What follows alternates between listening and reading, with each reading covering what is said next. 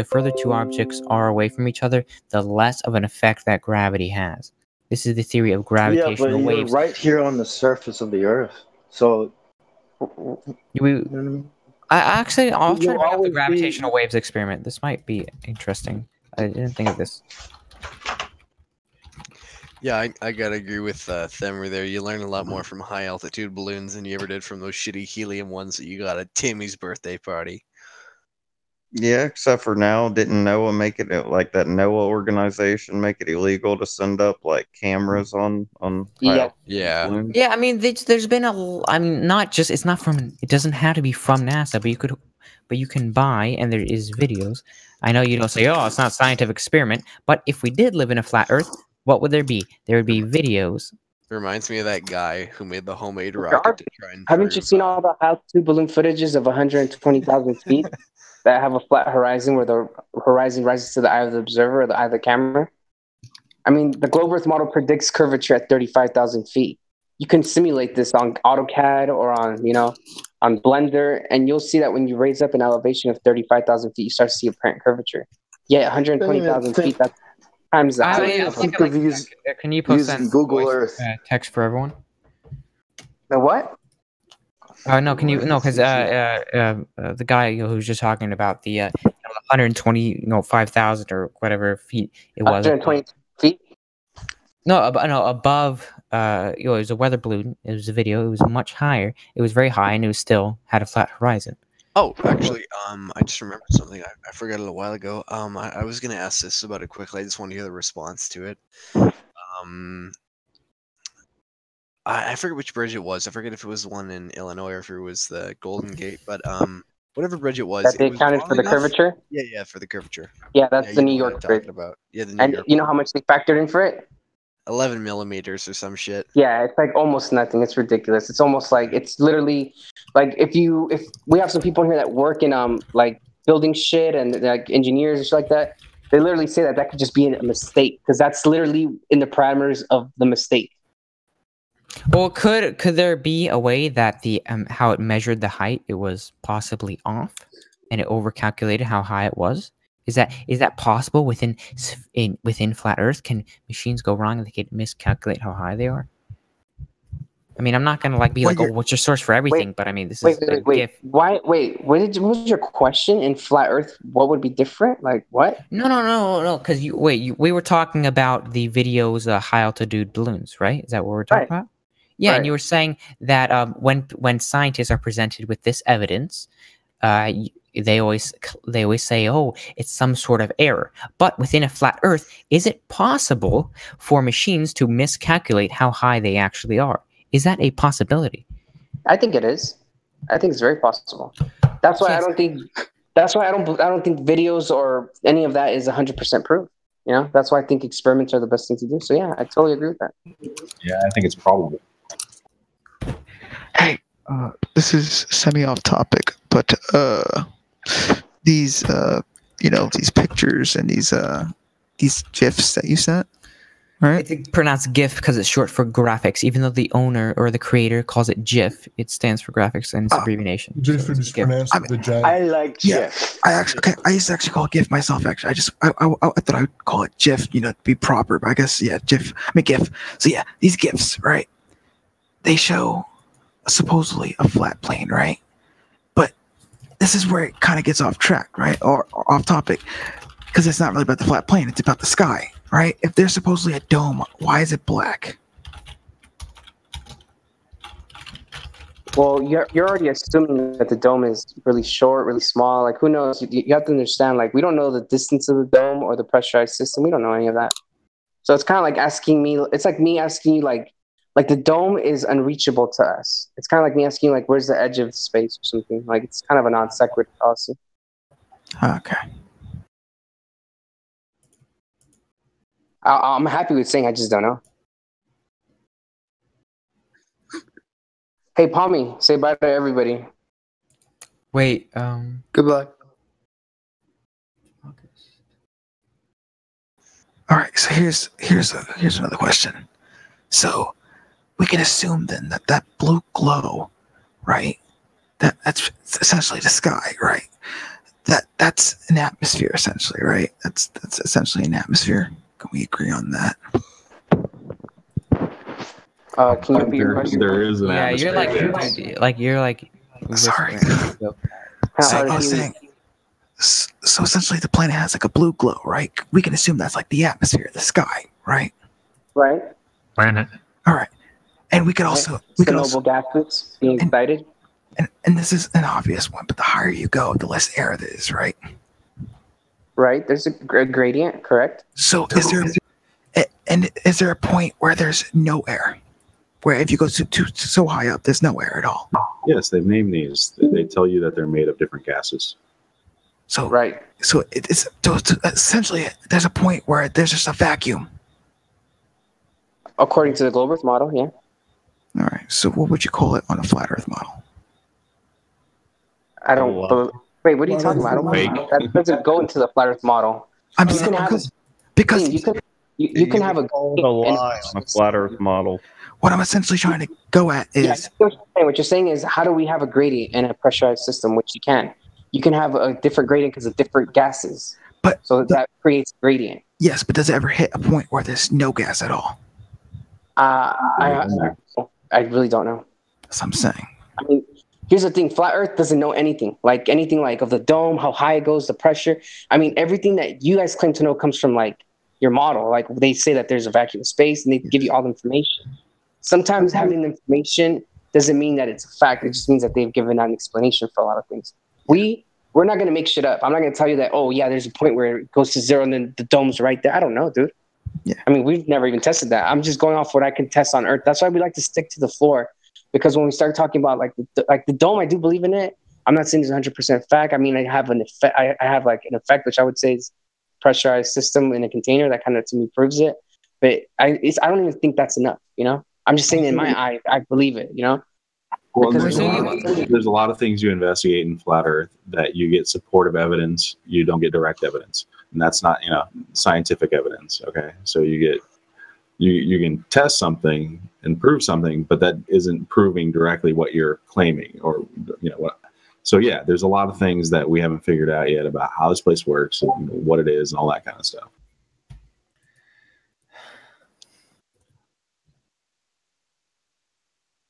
All right, is the mic sensitivity better now? Or yeah, it's better now. Hey, what's his name?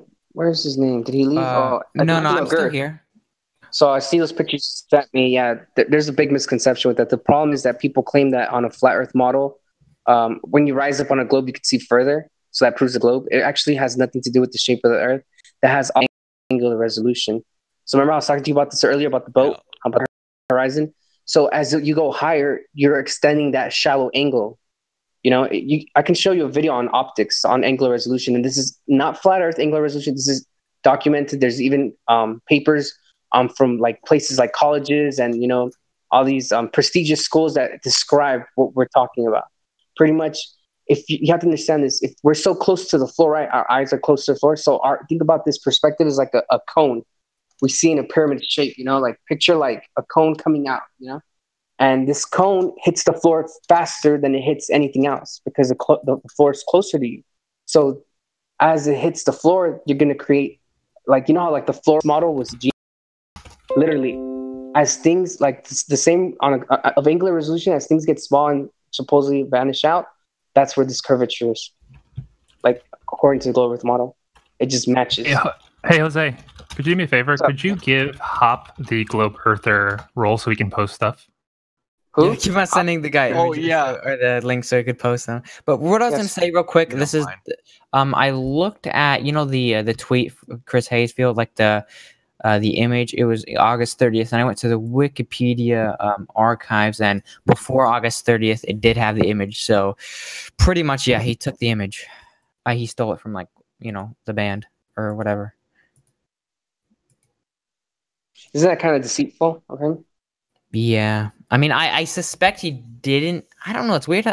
Okay, look, if he deleted it, that would have made a lot more suspicion. When you leave it up, it's much more easily verifiable. But it's just weird. But I think you should maybe archive this because that'd be useful for you.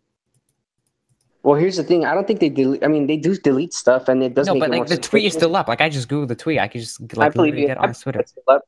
because I'm sure like it's not such a big deal. But I'll tell you what: 3 years ago, if you went back until when Flat Earth kind of like exploded in 2015, we all used to go to. I did this myself. I went to the NASA.gov and got all the moon landing photos. Not all of them, just a couple of them that I wanted to test out, and I changed the levels on them, and they all had these little boxes around the Earth. You know, like if they cut and paste the Earth into that picture.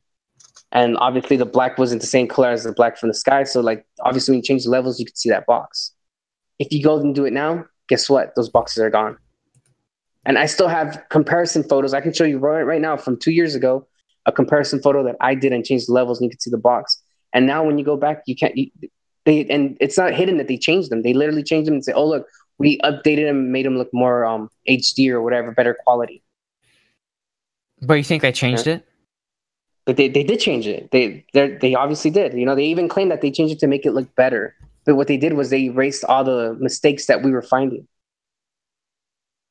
That's interesting. I mean, I'm not saying that didn't happen because from what I know, like the original, like all the original like film from the moon landings, like it literally just disappeared. Like they say, oh yeah, we lost it. Like the actual, all the original film.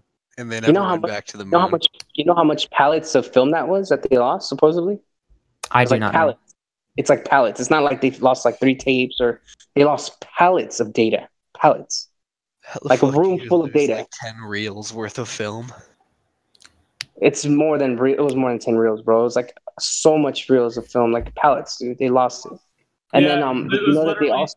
Yeah, it was like stored in a warehouse, and they had like literally hundreds and hundreds of boxes. I forget, was it on nitrate film or was it on? Well, it was the early 1960s, late 1960s, I think. I forget what year that they abolished the use of that because it's 3 times more flammable than paper. If a single spark hits it, the whole thing's gone. Yeah, haven't you seen Inglourious Bastards? How they light up the movie theater with the film? Oh, that's a good movie. Yeah. Also, they only not just lost the film, but they lost the technology to go back to the moon. Yeah. I'd like to see a link on that because from what I know, it's just expensive as shit to go back. Yeah. Well, and most of the materials and technologies are just degrading. They've already done, what, 4 missions? That's an opinion of mine. The reason they claim they can't go back is because they lost the technology. You got That's a great question for globe earthers. How many times have we been to the moon? Okay, when you say we, are you talking about humans, like all countries? How many missions landed? I mean, there's only a specific group of humans who've ever gone to the moon. How many men have officially landed on? How many moon missions have officially landed men on the moon? Oh, because men on the moon. And by the way, when you said when I say because I have to check. How much? I mean, I don't actually have the number, but I'm gonna guess it's like between, like, it's maybe under a dozen. Yeah, about. Because I mean, I don't have like the exact number of times that they landed, so I'm saying it's under a dozen. So let's see. So it was Apollo 9, and they stopped after 3. I know that from my memory, they landed on the moon. July 20th, 1969. Apollo 11 was actually the first people on the moon. Yeah, Apollo 11 was the first one. All right, follow-up question. You guys blew it. You don't know. That's the whole point. Follow-up question. Dude, I don't have to save my memory. Like how many times I actually landed men. Like that's kind of ridiculous. I'm resorting to the almighty. The follow-up question is that the greatest achievement of mankind? Wait, are we talking manned missions or unmanned missions? Landing on the moon. As of that point, it was, if it's to be believed, it was the greatest achievement of mankind up till that point. I don't know, dude. I think the atom bomb was the greatest achievement of man. I thought the creation of porn was. Oh, the atom bomb, eh? Yeah. No, personally, well, I mean, the thing is, we can replicate like the winds of Jupiter and the fires of the surface of our sun, but we can't predict the weather a few hours in advance. Well, yeah, because we can't simulate all the molecules, and we never. Said that kind of makes me feel like you're so intelligent, bro. You're very intelligent. How can you believe that, man? How do you even believe that we know what's going on in Jupiter? Like, did you know that NASA also claims it rains diamonds in Jupiter? Do you believe that too? I believe that's on Uranus. At Jupiter too. Is it on Jupiter? I haven't heard that. Wait, so there's what, diamonds? It rains diamonds? But what wasn't it just due to compressed carbon atmosphere over millions of years, or? I don't know the claim. Yeah, dude, look, the thing is, just wait, real quick, additional, real quick. Yep. So just how, you know, we can ask you a lot of questions. You say, yes, I admit it, we don't, like, or you say, oh, I don't know this. So if I ask you a bunch of specifics, you say, I don't know. See, we are not, we do not study the, well, I don't know what was it, astronomers, astrologists? I don't know. But we don't know, you don't know the science, like, all the very small, like, little specifics on, like how it rains diamonds. So, but we have Google, so I could take a couple minutes to look that up. Their justification for why it rains, diamonds or something. Oh, yeah, see, because I don't have this stuff memorized. I don't know how many times. Yeah, look up in what planets does it rain diamonds? In what planets does it rain? It's either He's like, I don't care. I believe it was one of the 2 blue planets, but it might also be Jupiter. He's like, I don't care how many times we landed on the moon. I don't care about how many the composition of Jupiter changes weekly according to. Did we land on the moon? Oh, hang on. Google says yes. No, okay, no. But no, he says why. He says but he's making an assumption that how would they know that? So he's asking a question on how they know that, and I'm looking it up to see what is their justification or what is their logic behind why does it rain diamonds. I'm not asking for I'm not that stupid to use Google or Wikipedia to try to disprove some sort of theory or conspiracy theory as it may be, because they lie a lot. That's a minority opinion. But he's asking what is their justification, and so I'm trying to look up their justification. You have to use Snopes. You know what I really would humor it, well, not humor, but look into the idea that moon landing would be faked just to stick it to the Russians during the Cold War, because they had every motive in the world and they didn't have every resource in the world. It was during a massive resource war to see who could pump out the most uranium into the other. Well, when you make a lot of sense. When you understand that all of the government space agencies are all intimately connected and all the governments are connected, and you see that that's all just a sham. That's just a story. It's a propaganda to try to get people against different countries, fighting against each other. In the end, all the space agencies are all run by the same people. I have a question. This is this is kind of like a simple one. So if the Earth was flat, how would you go by proving that? Because I'm sure you guys think about this all the time. How would we prove? Because if we could prove something from an objective standpoint, there'd be no argument over the debate. Well, I mean, okay. There's hundreds of proofs, most of which you can all repeat yourself. I mean, even if you just Google 200 proofs, Earth is not a globe, Eric Dubay, it's a good one. I'm not saying every single one of those is perfect, nailed up proof. I mean, some of those would need more explanation, but I mean, there's 200 right there. Though when you say proof, is it used loosely as a term? Is it evidence that supports a theory, or is it definitive, objective proof? Yeah, that's the difference, right? It's not just supporting a theory. It's actually observable, repeatable observations and direct natural science that you can do with the Earth that you live in. But can those same specific proofs be proved another way using, say, round earther theorems such as gravity and relativity? Say if they wouldn't be flat Earth proofs then, would they? I know, but I'm saying if those same experiments were to be conducted using the basis or through the lens of, say, a round earther applying his presupposed laws, could those also be inferred? So those wouldn't be an absolute truth or an absolute truth. Well, if they were altered through the lens of somebody taking an assumption that we've already done. Almost anything can be explained away into infinity. If we assume a experiment can be carried out, say the one with Eratosthenes through the different pillars in the ground with the wells, then it would make the supposition that there is a round Earth, and that could be proved using the assumption that there is a round Earth, but it could also be proved in different ways. You're doing an actually really good job of describing the heliocentric, the mainstream sort of globe heliocentric worldview. You're actually really well describing that. You feel like you're doing the opposite of the flat Earth, but you're actually describing it perfectly. That's what they do. They assume certain end results, and then they create a supposition kind of patchwork pseudoscience to support that theory, and it's very mesmerizing, and it convinces people, even though it's not based on real observations, real repeatable scientific method, natural science kind of methods. It's all in the theoretical world, and that's how they've pulled off a deception of this grand scale.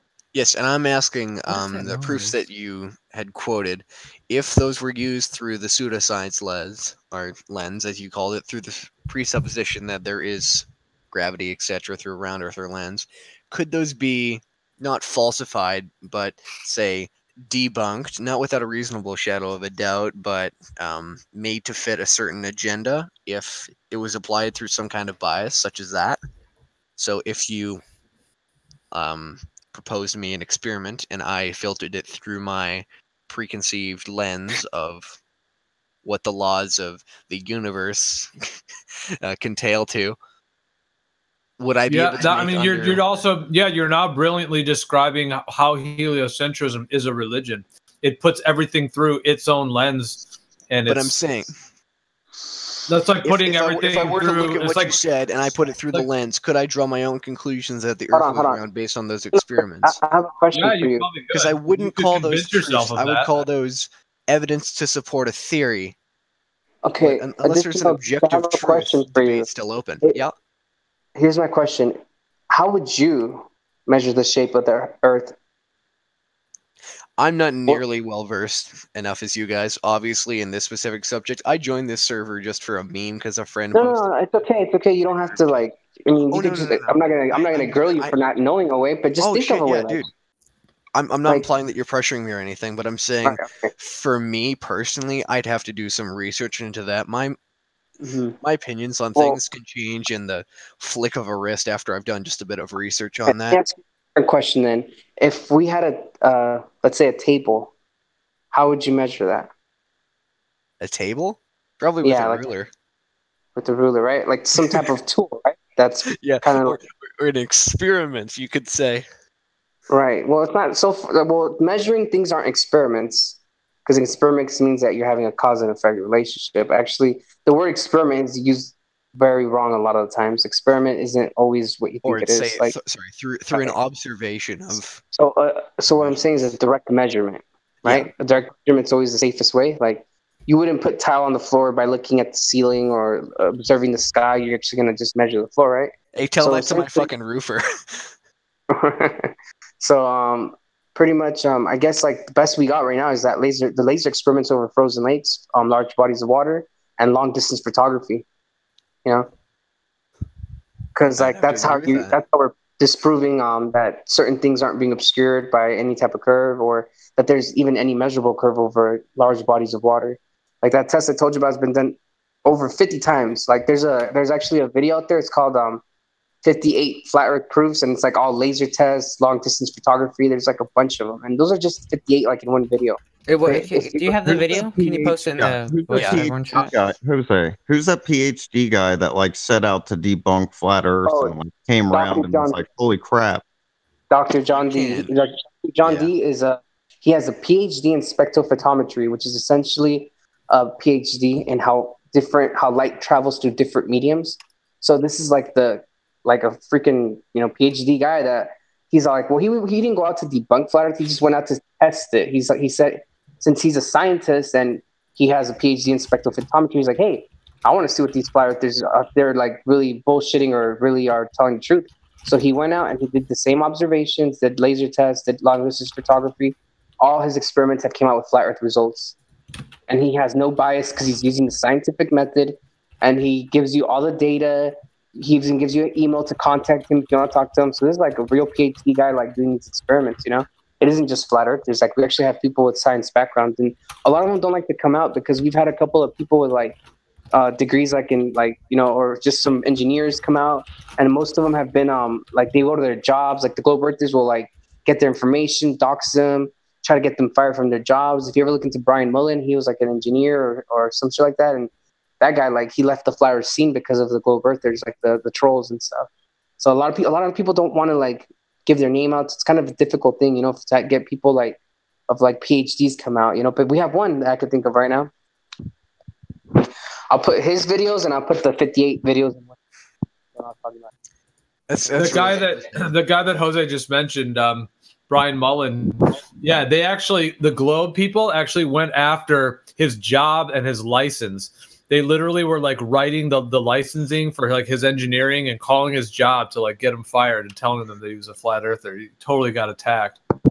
Okay, well, I have this is a what is the best debate for like that you have like flat Earth? But when I say best debate, I mean like against, let's say, like a really high like the most mainstream scientist there is. Like, do you have anything? Like I know I've seen a couple. Fuck, I forgot that famous evolutionist, but I've seen a Kent Hovind debate against him, and it went like really in favor of Kent Hovind. Is he an Asian with white hair, or is it like what? I forget what his name is, like Michel Cho or whatever his no. It's he's Jewish. Yeah, I don't know his name. Jewish. Yeah, dude. They're like, okay, I don't know his fucking. Understand this, right? Like the most mainstream, biggest voices for the globe model, all they do is resort to like laughing and jokes and ad hominem. Like if you look at any NASA video talking about their proofs for globe Earth, it's full of like laughter and jokes, and they're just I understand that. That's a very famous propaganda tactic. They do to this day, right? They go, can you believe there's still people who do this? And they just like scoff, and they don't actually debate anybody. And if they do get a guest, it's some kind of like some guy who they just like picked up off the side of the sidewalk who happens to believe in this and doesn't look into it at all. It's funny, Evan. I'm asking, like, do you have like any good debates? It could be like the best one that you could find, because I'm not educated on this topic enough to defiantly go out here and maybe try to disprove all you guys, because you guys are much more educated. I could concede that you guys are much more educated on this topic than I am, and so I would like to see someone else's view contrary and see it within a formal debate. Does that make sense? Oh, yeah. Hop, I'll tell you this: I've debated a guy with a astrophysicist and a mathematician in here, PhD guys. Me and India debated them, and those guys were way more respectful than anyone I've ever come across. And they actually, everything we claimed, he said, you know what? That does pose a problem now that you're telling me this, and I'm glad that there's people like you guys practicing real science and actually asking questions and not just believing what everyone tells them. And he didn't claim it. He didn't agree that it was a flat Earth. He's like, I still don't think it's flat, but he's like, you guys pose really good arguments. So yeah, we've debated people with but I'm saying like within the whole flat Earth scene. I'm not saying just specifically on Discord, because I'm gonna see if there's some sort of video that I could watch. Dude, like, there's literally thousands upon thousands of debates and live streams, and this has been raging. It's been raging for at least the last 3.5 years. Is strong every day. So yeah, there's thousands. But what I'm saying, I can't watch thousands. I'm saying from your recommendations, what is the greatest flat Earth debate with someone who you consider mainstream or a well-respected scientist who has? I got one. Okay, yeah, that's what I'm saying. Like, because I don't know this. I would say send me some videos. I'd love to watch these good debates. Does anyone know what that video is called in an international conference where Dave Murphy, Iru Landucci? Yeah, they all debated the astrophysicist guys. Yeah, that was the UK conference, I think. Yeah, that was actually pretty decent. Yeah, they talked about Girth. Get that video because they talk about LIGO. I don't claim to know that much about. Yeah, I don't claim to know that much about LIGO, but Dave Murphy's done a lot of research into LIGO. So yeah, someone send me that video or post it in the voice text for everyone. So the issue with the debate is simplifying curve or no curve and spin or no spin. There is no debate. It's so simple. I mean, you just have to look at the evidence of what they're providing you on the globe. There's nothing to debate with that evidence. There's nothing there. All right, guys. So there are no debates. That's the one. Yeah, he just dropped a video on voice text for everyone. I see that. I'll open that up, dude. I got so many tabs open in the back. Wait, so I have an argument. Oh, damn. Hang on. Could I say a tiny piece before I go? I got a bamboozle in a second. It's 3 a.m. Okay. All right.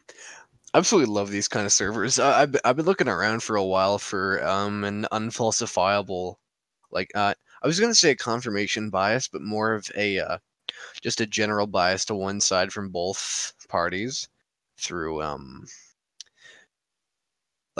through arguments, not specifically fallacies, but through arguments that are unfalsifiable. If you just sit down and try and break them apart, there's nothing that you can do if you have a preconceived notion of like what is truth and what's a big lie propagated by the globe folks. But it's really interesting to see these kind of debates, because when you really look into it and think about it, there's nothing that you could come up with that could disprove anything from either side without making an assumption or a leap in logic. It's really It's not true. fascinating. Well, I have an argument that's it's pretty strong right now. Well, at least I think it is until someone says it's not. But until one of the guys pops in. Oh, actually.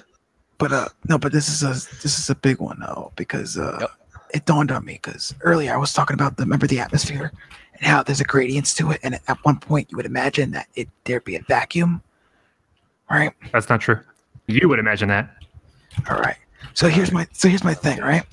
So there's a gradient. So there's a point where the air isn't as dense, right? Correct? Yes.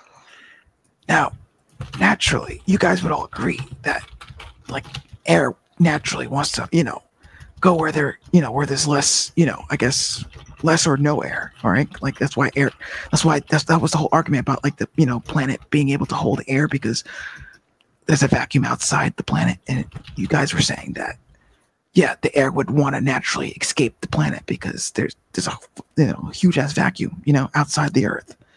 Right. So I guess you're going off of I guess globe, what do you call it, physics? But are you denying that those physics don't apply to the flat Earth? Because if they do, then even if there's a gradients, then the low pressure, the low pressure air that's on top, right? Naturally, air would try to find a way to equalize. There wouldn't be a gradients. That's what I'm trying to get at. There wouldn't be a gradients if air tries to equalize. Oh, so yes, there wouldn't be a consistent layer. Yes, yeah, I think is what you're saying. So what you were trying to get at is the flow of high concentration, low concentration, just in general. Yeah, that's caused because of gravity. That wouldn't work if there was no gravity. Well, I mean, as far as for solid matter, but I wouldn't agree with heat or energy. That's the whole basis of the heat death of the universe prediction, that all energy will reach an equal state and level out. So say if you've got a hot cup of water and a cold ice cream, you put them in the same room, the ice cream is going to come to room temperature and the hot water is going to cool down until they're both the same temperature. Yeah. And that's eventually what's going to happen in the universe over the course of a couple billion years. Yeah. Right now we're in a stage where we got a lot of ice cream and a lot of hot water, but eventually sooner or later. Back to the whole argument that I totally understand that. I know the globe Earth model, and I know the claim. The claim is that mass attracts mass, and that holds the atmosphere down. But the problem with that is that there's no proof of a cause, and the proof of the cause is what's being used in this argument. The cause is that mass attracts mass, and there's no proof of that. So that's why it goes in a circle jerk, with gravity. Yeah, but with the flat Earth, though.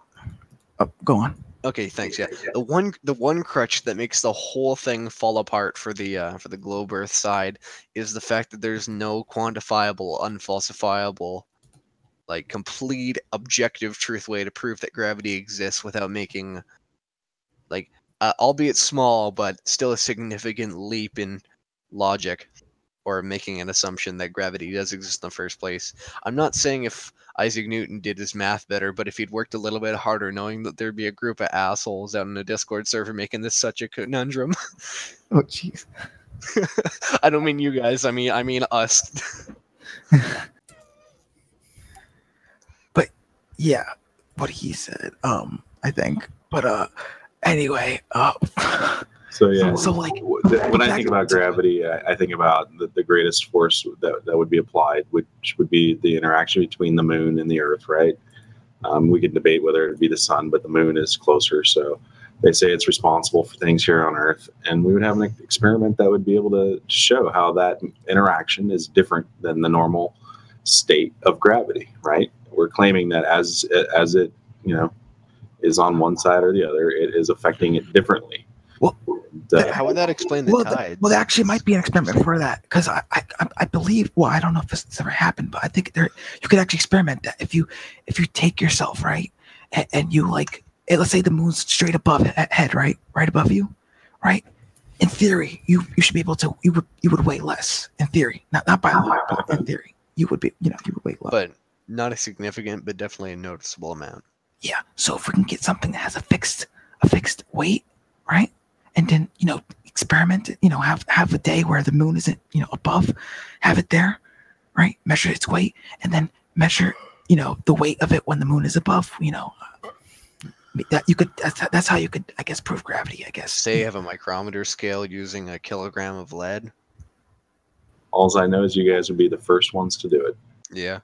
That's actually really interesting. How would the tides affect that if gravity shan't be existing? Okay, yeah. Also, hang on. I was going to type this in chat. I'm just going to say goodnight to you guys. It's fucking late, and I have run... What time is it for you, Additional?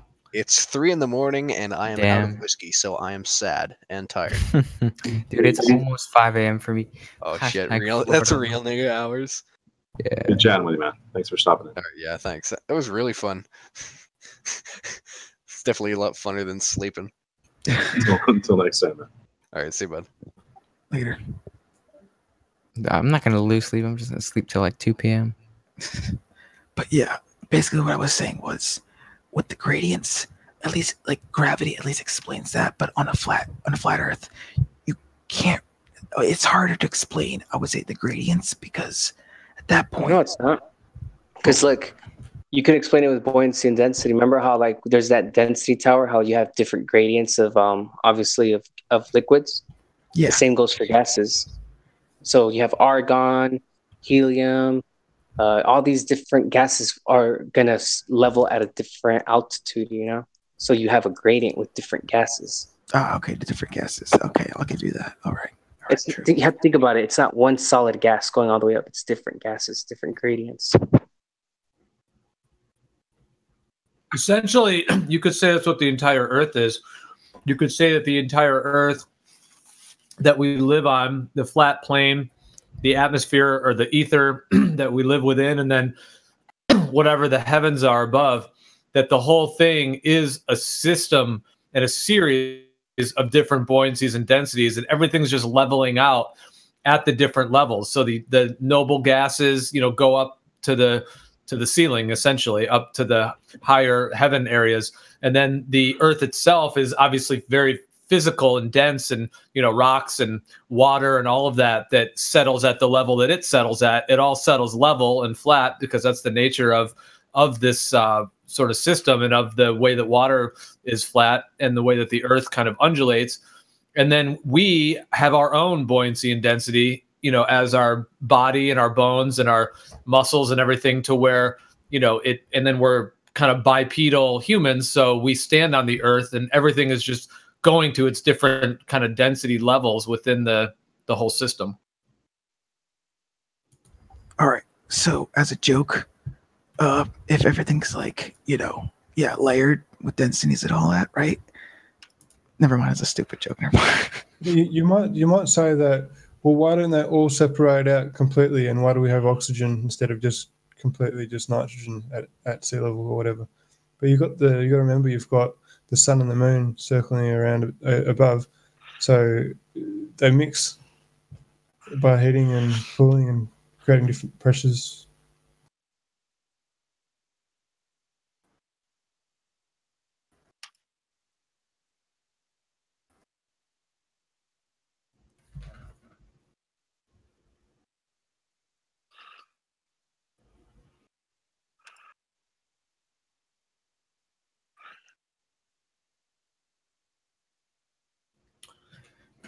I'm assuming you guys don't have an answer to this question, but why would they want to hide that the Earth is flat?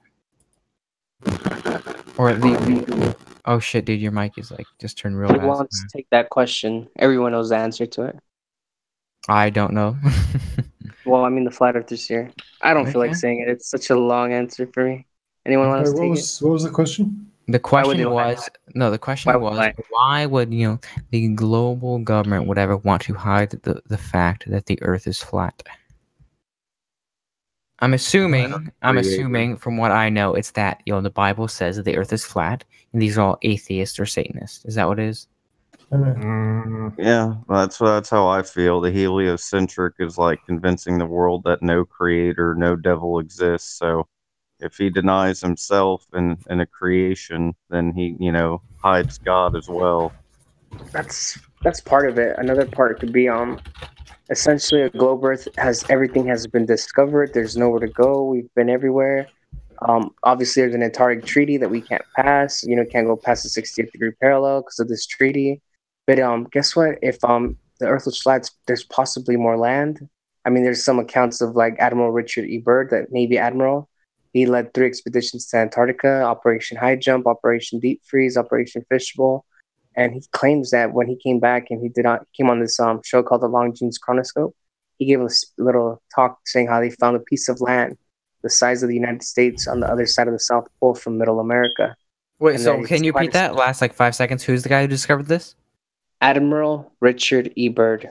He's a Navy admiral.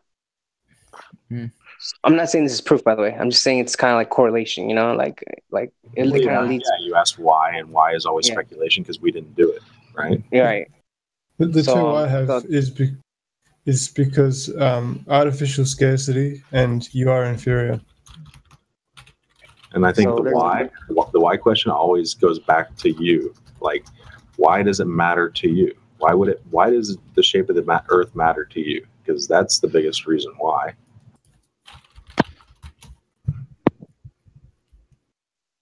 So there's more land, possibly.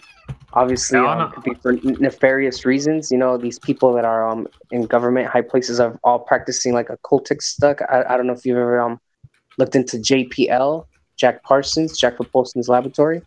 Founder of JPL. He was an art Satanist, practiced a lot of sex magic rituals. He was also a member of the OTO, which is the Order Templis Orientis. You can take a look at L. Ron Hubbard, Walt Disney. You can also take a look at. Am I missing someone else, guys? The list goes on. And how this all unwraps and unfolds is kind of interesting. So someone posted something earlier about how was it Australia didn't exist? That's Flat Earth Society. Okay, no. So, but some guy posted in the chat. So I'm assuming you guys. I banned him. Right? Yeah, he's a troll. Really? Yeah. Palmy. Yeah, I banned him. That's why I said Palmy. Say about everybody. Because we don't deal with those people. I'll tell you now. I'm in Australia. I'm wearing a harness right now. It's Yeah, we're not the ones that make the claim that's Flat Earth Society. Let me just give you a quick lesson on them. Flat Earth Society is essentially a controlled opposition. They mix a lot of lies with truth, kind of like Alex Jones does. What, dude? Alex Jones? I come on. Alex Jones is fucking real, dog. Dude, I like him. I'm saying that. Well, he gives a lot of truths and fakes, but the point is, Flat Earth Society is the same thing. Like they claim that the Earth is a disc rising up at 9.8 meters per second squared. They're the ones trolling. They'll be like, "Oh, Flat Earth Society has members all around the globe," and they're the ones saying that Australia doesn't exist. And it's all just to make Flat Earth seem insane and ridiculous, and kind of discredits the whole movement. So that's okay. That's what Australia. Also, when you Google Flat Earth, you will get sent to Flat Earth Society. That's like the first recommendations on the Google. Why don't they get attacked like we do? We get okay. The first site I clicked on. By the way, let me get something out real quick. By the way, I don't think that Alex Jones is controlled opposition whatsoever. So, I'll just go over this real quick for you guys. I don't think any of you guys know about this, how he's proven a extraordinary conspiracy, but most people haven't heard of this.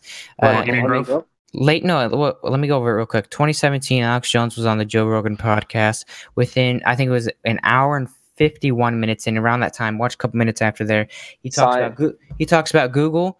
You might remember this. I'll try to link a specific thing in just a second. But he says Google was set up. He was told that 18 or 19 years ago, Google was set up by the government in order to create an artificial hive mind system in which everyone would be connected into this like AI hive mind, and then once you have this this really advanced AI, you could add stimuli into it to change the outcome. And then I think it was about couple months back. So this is after the podcast. You know, Joe Rogan, he's like, "Boy, you have evidence of this." He's like, "Oh, I have good sources," so we couldn't like provide anything. But a couple months back, The Verge leaked an inside internal video from Google explaining this exact system and how they're going to hook everyone up with this. And they're talking about how your information would be a ledger, and so you would just give over all your information, and it would be to the AI, and so it could know you better and can design products better. And they would use behavior. This is the exact words: behavioral modification, in order to like find out things like why poverty exists and whatever,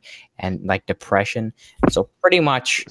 So Hop, let me tell you a little quick rundown. If obviously nobody trusts the news anymore, right? Like Yes. nobody. Like after Trump came out, kind of like, I mean, a lot of people that were asleep that never questioned the news started questioning the news after Trump said they're fake news, you know? So that kind of destroyed that whole news outlet. Like no I one get where trusts you're news. going. I get where you're going. Okay. So where would the news come from then? They would need to build someone that seems credible and kind of conspiratorial, right? So who do you think that person fits that persona? Alex Jones. Alex Jones has described, he says that, you know, since he's one of the largest alternative media sources in the entire United States, and they can't disprove you, the government, other, you know, agents and whatnot, the only way, because they can't really disprove you, the only way that they could get people to not trust you, not listen to you, is for them to claim that you're part of the government. He said that. So I mean, yeah, you're following some sort of logical conclusion, but I'd like to see, you know, maybe some, you know, factoids that you have that you'd like to bring up on why he's controlled opposition. But I don't believe he has, because he's exposed so many things beforehand. He hasn't exposed them though. He's never been the first one to come out with any of these things. It's sort of like mop up, you know. Well, he has been on top of pretty much the majority of the major turnouts. Like the who owns like his media outlet, and it gets traced back right back to one of the big companies. Look, I mean, look. I mean, you could talk about that, but I mean, provide some things that you think that he's, you know, wrong about, or that he's been proven to be controlled. I mean, the thing is, like, even if he was controlled opposition, I see no evidence that he would be controlled opposition. He has all the signs of controlled opposition. Like they just took his channel down, and that makes it even more credible person, isn't it? Like, oh, the government's trying to shut down Alex Jones. It's maybe if we go Occam's razor, the simplest explanation is that he's exposing a lot of things, and people and the large multi-billion-dollar corporations would like to suppress this information. And when Alex Jones has exposed information about Google beforehand and YouTube, and so these platforms go within 24 hours, they collude with each other to get him banned off their platforms.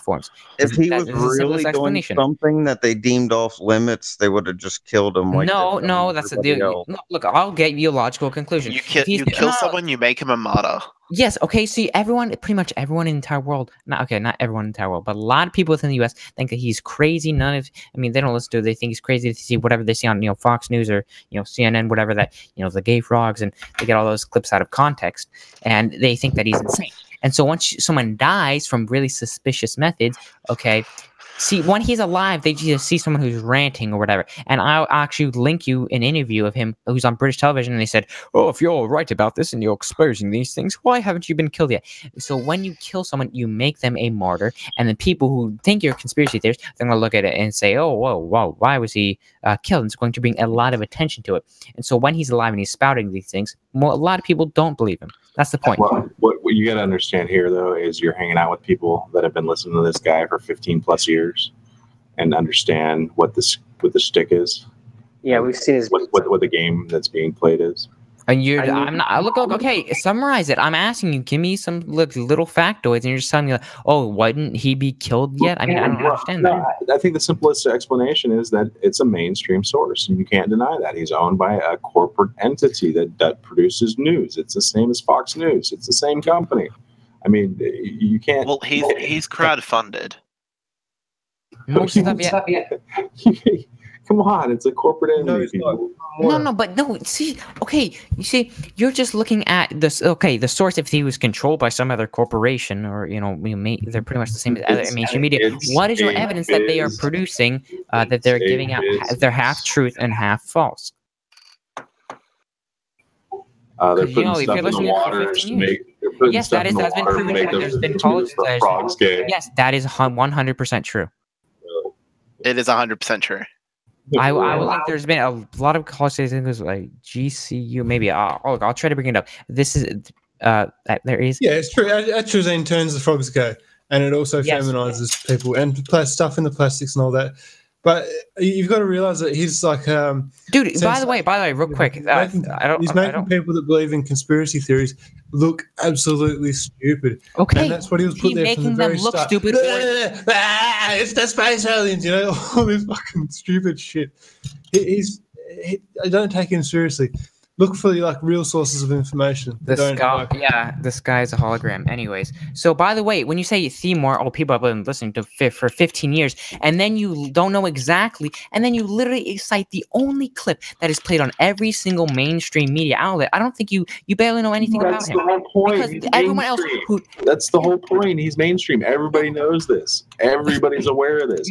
You're just taking one word that I said, and then you're making to a whole point. My point is, everyone who does not, the only thing that pretty much most people know about Alex Jones is that he said the frogs are gay, and they know that because I followed him before he was even Alex Jones. I followed him. I wasn't talking to you. I was talking to Timor because he said, people here listen to 15 years, and the clip that he brings up shows that the only knowledge he has about things that he's lying about is the only information that what people, the only thing that they know about Alex Jones, the normies, whatever, that's the only thing that they know about him. And I say, give me factoids that he's wrong, and then you bring something up that everyone else thinks. We're not saying that the stuff he talks about isn't true. We're saying that he is controlled opposition. Time Warner Studios. Okay, well, what was your evidence that he's controlled opposition? And by the way, he's owned by Time Warner. What more do you need? No, because I need. First of all, I don't have any sources for that. So if you would link that, I'd like to see that. And at the same time, there would be evidence that he's controlled opposition. You said it's half truth, half lies, or that's what In and Out whatever said. They mix it half truth, half lies. That's just controlled opposition because he was making a comparison between Alex Jones and the Flat Earth Society. And by the way, what was I thinking of? It's not Alex Jones' fault that he live streams every single day and he streams for hours, or not every single day, most of the days. And he goes on radio for hours a day. He's been doing this for like 25 years, and then a bunch of billionaire corporations could take one clip that's 10 seconds long out of context. Okay, is that his fault? Let me give you an example here that should be really easy to understand. What is sensationalism? Sensationalism, sensational. I don't know the exact definition, but your point is that he makes these topics, then he makes them like all sensational. He puts his little twist on it and makes there's Hillary's a demon and his little stuff on it to get attention for money. Is that truth when he sensationalizes a topic? When he goes to, they're trying to kill you. Is that considered sensationalism? Is someone trying to kill you? I never do that. It sounds like you just thought of that and you don't have an example. But sensationalism, that's not exactly true. I'm not saying. But the thing is, people don't. But the thing is, he gets more attention through sensationalism. He wants to spread a message. He does. People find out about it. Which is what? Which is propaganda. Okay, if there is a global conspiracy for a lot of these things and you want to reach the most amount of people in effective ways through sensationalism, because they say, it's crazy, and they'll start listening to him through these outrageous claims. And now you're justifying what you just asked me to prove. You're justifying what I'm telling you, that you're saying, what are the facts? And I'm saying the fact is he sensationalizes this stuff. Yeah, and I don't think there's anything wrong with that. It wasn't organic growth. He was promoted by Google and YouTube. You could look up so many more people radio things before Google and before YouTube were set up. YouTube in 2004, you could look at him, clips from like 1997, 1998, talking about black helicopters in Texas, talking exactly the same. And look at this whole spiel on the year 2000. I mean, he explained on the Joe Rogan podcast. I'll go over this. This is what normies think as well. No, In and Out. He explained that he admits that he was wrong about this and he's ashamed. And the reason he did this is because guess what? He was bought out. The radio station, because everyone else was saying it, and at that time he said that he even had sources from top military officials saying that no, this isn't the 2000 thing, nothing's going to happen. And we sent billions and like tens of billions of dollars to try to prevent some sort of global a collapse all over the US. Back, man, come on, we were having parties and stuff. We had a Y2K party. I remember. I was fucking. No, here's the thing. So I would say no. You're bringing this up again. I'm trying to disprove your claim, or this is I'm citing what he says. No. Trump's going to drain the swamp. I'm trying to explain what his justification. He said I didn't believe in it. Vote for Trump. He's gonna change everything. Because they wanted to use it to what is it? Improve all of the technologies now for surveillance and control over the United States. And they're trying to kill you. Vote for Trump. And they're what's it? But my point is, and then he said. No, because he's saying that, he lied about that. He says, yes, he was wrong about that. And he let people convince him of it, because if he didn't, the radio station was going to fire him. And he says, yes, I was wrong. That's something I'm ashamed about. And he went through the reasons of why he did it. And even though he had information, back then that it wasn't true, and it was just to level up the military systems or whatever. And so they could to spy on people and more control. I would say about Alex Jones is I followed Alex Jones for many, many years. I know all the, the memes about him, and I know all the things you explained. I know all that too. So what I would say about Alex Jones is the reason why he's not serious, or he's not like real in a sense, is because he never says anything of value, right? He doesn't really give any information that anyone can actually put into actionable, something to do something with their life, right? He's just saying, there's globalists, there's, the energy vampires, and he doesn't even say he believes these things, right? And a lot of people get that wrong about Alex Jones. They say, oh, he believes all this crazy stuff. He says, no, my sources say this, and that's what they believe. Like, so he gives himself plausible deniability, which is good. But he never releases anything of value, right? You can read InfoWars for months and months and months, and it won't change your life at all, right? So it's all just very safe, very mild information. So my reason why I think it's not like, it doesn't say anything. He doesn't say anything of value, right? It just says that there's globalists and they're trying to kill you, right? Like, it's true. He says, oh, pedophiles run the entire country, right? Okay, yeah, sure, it's true, right?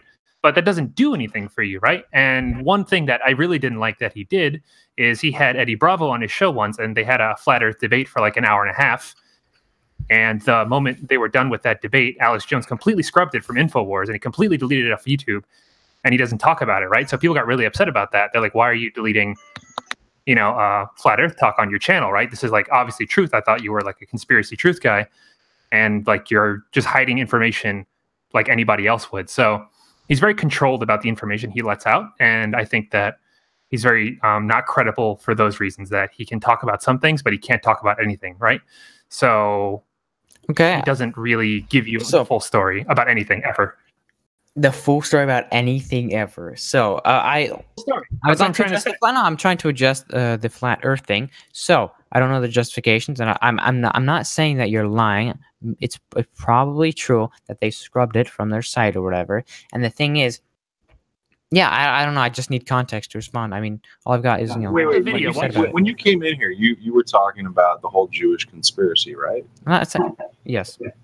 Sure. Have you ever heard Alex talk about it once? Yes, I have. I've heard about Alex talk about Jewish representation. In the media, you're not allowed to criticize these people, and that they control a lot of these corporations. Yes, I have clips of that. I'd like to send them. So you're trying to say like, gotcha. He's not allowed to talk about the Jews or whatever when he has. But the thing is, it's like a death trap. Is there a clear agenda? Is there a clear agenda? For what? You got to be more specific with your question. With what he presents, the information that he presents, what it's related to, what it pertains to, how it comes out. Alex Jones is a staunch supporter of Israel.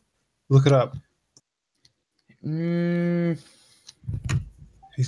He supports Israel and what they're doing. He said he loves Israel. Let me try and find some clips. Yeah, I mean, I've also heard stuff from him in what was the thing? U.S. They got. He supports the ethnic cleansing of Palestine. Okay, let's see. This isn't about Alex Jones, though. I mean, we don't care less about Alex. Alex does his thing. We appreciate what he's done. We've all participated in what he has to offer and understand it for what it is. Don't need to tear Alex down for you. You can figure out what Alex is as time goes on. Focus on the flat Earth, man. Yeah, I don't like QAnon for that reason either. I don't like QAnon either because it's just all this slow drip riddle information, and it's just there's nothing actionable or valuable from it. Oh, real quick. Also, here's a clip of I'll try to bring it up. Earlier today, I actually saw this earlier today. Alex Jones talking about, in the early 2000s, he protested a bunch of like KKK rallies and stuff, and he thought he was saying it the whole time that they're FBI members, and it came out as a bunch of projects afterwards. And when they took off their masks, it looks like and he was kind of dodging around it, but he said very clearly that, oh, they look like they were the cast of Seinfeld, like they were all like Jewish. You could see their curly hair and everything. But I'm saying that it's a death trap.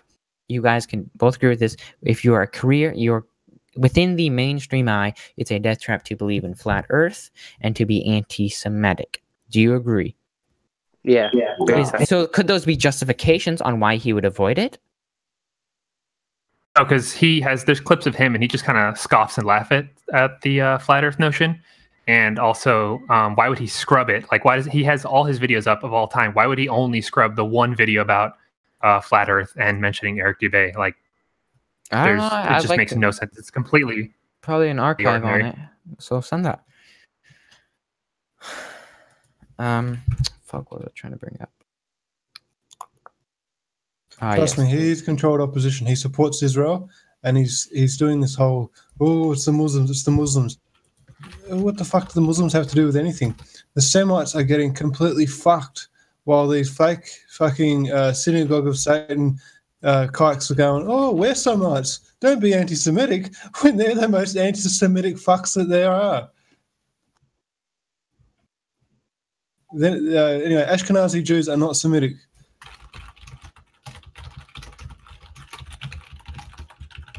It's like saying... Wait, what'd you say? They're not Semitic? Yeah, Ashkenazi Jews are not Semites. Arabs are. I mean, your claim is basically like saying that would it be career suicide to pronounce that a bunch of kids didn't die at a school where everybody thinks that kids died? You know, is that career suicide? I mean, obviously not, right? Well, yeah, and he's tried. The thing is, look how he's danced with. So he's made the things, and he's also gotten lawsuits from, guess what, the parents, and that doesn't help when you can't really make statements about that. And you see, he changes what he says about it on, the interview with Megyn Kelly. He has to dance around it, and he changes his statements a lot because the thing is, he's trying to balance it out. Like how many excuses do you have to give for your? I'm getting no excuses. I mean, I'm giving logical explanations. I'm giving him logic. I'm giving a logical explanation. He's a worm. Trust me, he has never been for the truth. He's been for the popularity. That is it. He's never been for the truth. No, yeah. He's never. Look. I mean, he could be bringing so many things out. Like, he could be bringing information to the forefront. He could be helping whistleblowers uncover truths that need to be uncovered, but he's not. Does WikiLeaks does that? He's just going with the popular conspiracy theory truth movement. He's just going with the popular narrative and just continuing with it. He's not bringing out anything new that people that have look into things properly. He's not bringing anything that's really that extreme or that revealing. It's not. Has Alex ever organized? By the way, you said has he ever organized an event that you thought made a difference? Has he organized an event? I think when you have millions of listeners a month and they're listening to these conspiracy theories, whether they're flat Earth or not, I think that is important. So has he ever used that power for good? I think, yeah. I mean, if you also conceded that pedophiles running the United States, I think that makes a difference whether people know that or not, whether they know that 9/11 happened or not. I mean, not whether 9/11 happened, who caused 9/11 or not. I mean, there's a lot of things. What does he tell you to do about that though? What actionable information is it? What does he tell you to do about 9/11 happening? About any of this? Again, these general things. I'm saying, like, possibly if Google's spying you, the logical conclusion would be, hey, stop using Google. Let's use DuckDuckGo instead if you want to escape this AI system. Look, if he, I'm saying that the stuff that he's bringing out, if Alex Jones is all you've got, then that's good. He's bringing some information to people if they're like the mainstream, right? But he's doing it in such a way that it'll turn a lot of people off. The way you've got to do this is we've got to make a lot of people that aren't aware of this information become interested in it. And you don't make people interested in finding out their government are ruled by pedophiles by talking about fucking the lizards are out to get you and the frogs are turning gay and all this. He could bring out all this information, but he could not sensationalize it and carry on like a pork chop. He is there to be the clown, and he's there to turn people away from the truth. That's the truth of the matter. Okay, so You said, does it turn people off when you say that the Earth is flat? No, it turns. Does that not? No, does it not? So I'm saying that could be a motivation because I don't know. Okay, it's the lead thing. So he just posted in chat. So let's say the Earth is flat, and he's like he knew about this, but like that would be career suicide for him. Like totally. Like I'm saying, like probably 90% of the listeners, 95% don't even believe that the Earth is flat. Like that would be suicide even to his viewers. I'm saying that he there as a figurehead, his purpose as an entity that exists in the news world is to turn people away from real information and to make it look stupid, so people don't even bother looking into the info. The media slanders him 24/7 because he's exposing and what they do. They want to put this out there. Oh, look at the conspiracy theorists. Go look at Alex Jones. You know, they point at him and laugh while everyone else does. Anyone can take clips out of context, dude. I haven't heard somebody. I haven't heard somebody so passionate about Alex in a long time. It brings back some memories. That's cool. You know, no, it's cool, man. We have no issues with that. Stick around here. You'll hear a lot more about things beyond that layer. I guess is the idea. You know, there's layers to all this stuff. I don't see evidence that he is controlled opposition. I'm saying you're providing things like, oh, look at how he portrays information. I mean, we don't have to argue that. I mean, it's a matter of opinion. You could argue it if you guys make the statement, but you don't want to. That's the best advice or the best statements on Alex Jones. I think Riggs does it the best. Who? I wish Riggs was around. Riggs 5. Oh, Riggs. He's here. I don't know if he's here though. He is, but he's probably AFK. Yeah. I've been DMing him because I'm like, he knows. He goes so back with Alex Jones, it's nuts. Like he'll talk to you for an hour about Alex Jones. Yeah, he'll rip it pretty good. But yeah, you know, I mean, lots of different things we can talk about. Conspiracies that he doesn't talk about. That's fine. You know, we can move the. You wanted to. Hey, you were bringing up 9/11. Let's end with a little 9/11. What where are you with that? Like, how far have you gone? Okay, so the original study Alex Jones was talking about, posted in chat, was that pesticide leakage going into the water turns male frogs into females, so this turns them transgender. And he also brings up the gay bomb, which was developed by the U.S. government. It's not conspiracy. It's all been declassified. You can look this up. And that they were using it within, I mean, I don't know the exact, let me read more on this, actually, but that's one of the studies. Let's see. Let's talk about the information. I like this subject. What do you think the ultimate agenda is with feminizing males and changing the ecology like that? Feminizing males, you could have a. So I think the ultimate goal is that when you feminize males, they're not going to go after women. And also through the banking system, fractional reserve banking, you load everyone up on debt when everyone has a debt in the United States. One of the top reasons why they don't have that's one of the top reasons why they don't have kids. And so we have a lot of people. We have a currency system based upon debt. Okay, I'm sure you guys all know about the Federal Reserve. Stating obvious things. Yeah. Okay. Based upon debt. Now the birth, because everyone has debt, because that's how they maximize their money, and that's how you keep the currency going and not the whole system collapsing. The birth rate starts collapsing. And what do you do when the birth rate starts collapsing? You need new consumers to stimulate the economy. And where are you going to get these consumers? Okay, you're going to get them from third world countries, second and third world countries. And you know, and by the way, I don't mean the literal third world countries, because third world countries in the traditional sense means ones that weren't allied with the U.S. and the Soviet Union in the Cold War, so I don't want you guys to take that. So I'm saying like real poor countries are like in continents like Africa, economic refugees, Mexico, and South America. Now I have an article. Let's see, article from 2008.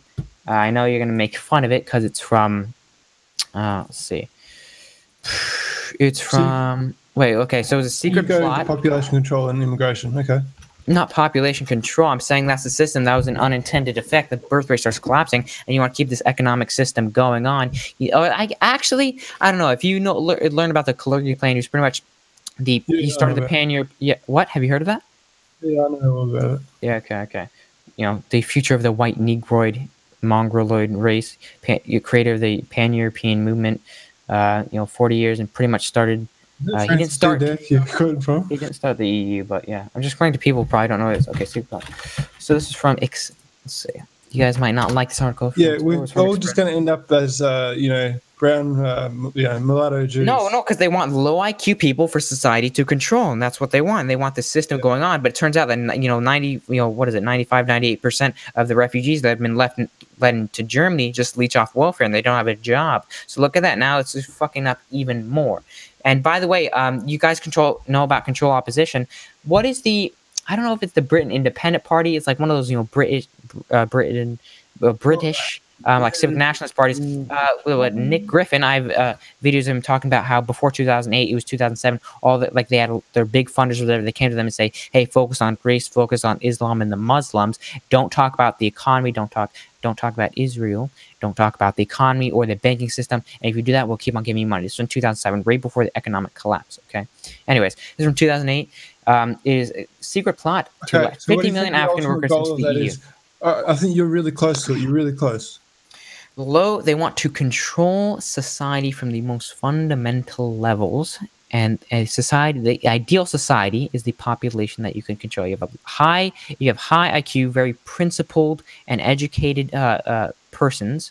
Okay, those are not easy to control for your own benefit. You have a bunch of low IQ consumers who fuck a lot, and they have a high birth rate. Okay, and your system, which is based around debt, you can. You get the most amount of wealth and control society for your own gains as much as you want. And this is also because they're atheists or they're fucking Satanists, because they I know that's generate hedonistic lifestyles. Yeah, exactly, and that is sort of the side of it. But the original question asked was about the feminization and SJW culture sort of thing, because that fits into it. It's like I think that the direction they're taking us in with that is they're wanting everyone to transgenderizing society. If you're willing to cut off your dick and stick it up your ass, you're willing to do anything. So they'll be the first adopters of all of this smart tech that comes out, all these brain chips and fucking barcode scanners in their arms and all that shit. So I think that's where the technology aspect comes into it. And Israel have stolen so much U.S. military technology. I know that. I agree. They're combining with China's manufacturing capacity. Yes. But China and Israel, yes, you know the connection. Yes, yeah, I know. Yeah, so China, Israel, they're like really great allies, and Israel with their Jewish spies, as 90-something% of spies during the Cold War era found in the U.S. were Jewish because they're inherently traitorous. And they have allegiance to one. No, they have allegiance to one nation, and that is the nation of Israel. Anyways, get on the point. Yes, they have really strong. They have a strong allies with China, and they've stolen a lot of technology from the U.S. illegally. I got a good meme for you. Never mind. I guess fuck. Oh, this is kind of related to 9/11. I'll post this in the chat. I just want to there's one danger with all of this this ideology is a lot of people that are very anti-Israel will suddenly go, oh, but the Muslims are a huge problem, and we should be doing all of this illegal sort of slightly gang-related sort of remove kebab and all of this sort of stuff. It's like, well, hang on, no, wait a minute, because the Muslims are our greatest ally in this area, because they know what Israel has done to their families, their brother nations, and all of that. Because, they want to sort of make a war between Christians and Muslims, and I think that what will end up happening is people will miss the technological aspect of it and won't realize that we're heading towards a transhumanist dystopian future before it's too late. Yes, I agree with that. Once we reach this transhumanoid race, they already have all the technology, and they're implementing the final stages. This is what I'm trying to simplify this for you. This is what he's saying, is that this is the next level from the banking thing and creating an easier society to control. So, society to control, with this Google artificial system, they'll have everyone hooked into it, and once everyone's hooked into it, by giving up their information slower and slower, they can implement all their data. And remember, this has been totally. I'll just link it real quick. See, leaked Google internal video. It's called the Selfish Ledger. Watches about 8 minutes. About self-learning systems and being able to emulate human emotion and stuff, and try and create something that seems sentient.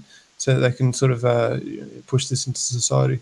No, not exactly. They just want everyone's information to be incorporated into this global AI thing, so they can understand things like poverty and see like depression and stuff like that. And they'll have behavioral modification, and they'll suggest things to change your behavior and whatnot. But the thing is, we know that we could change people's views just by simple echo chambers on Twitter. Exactly. Or Google, very recently, real quick. Very recently, Google, they actually changed Latino votes. This is just a week ago, a couple days ago.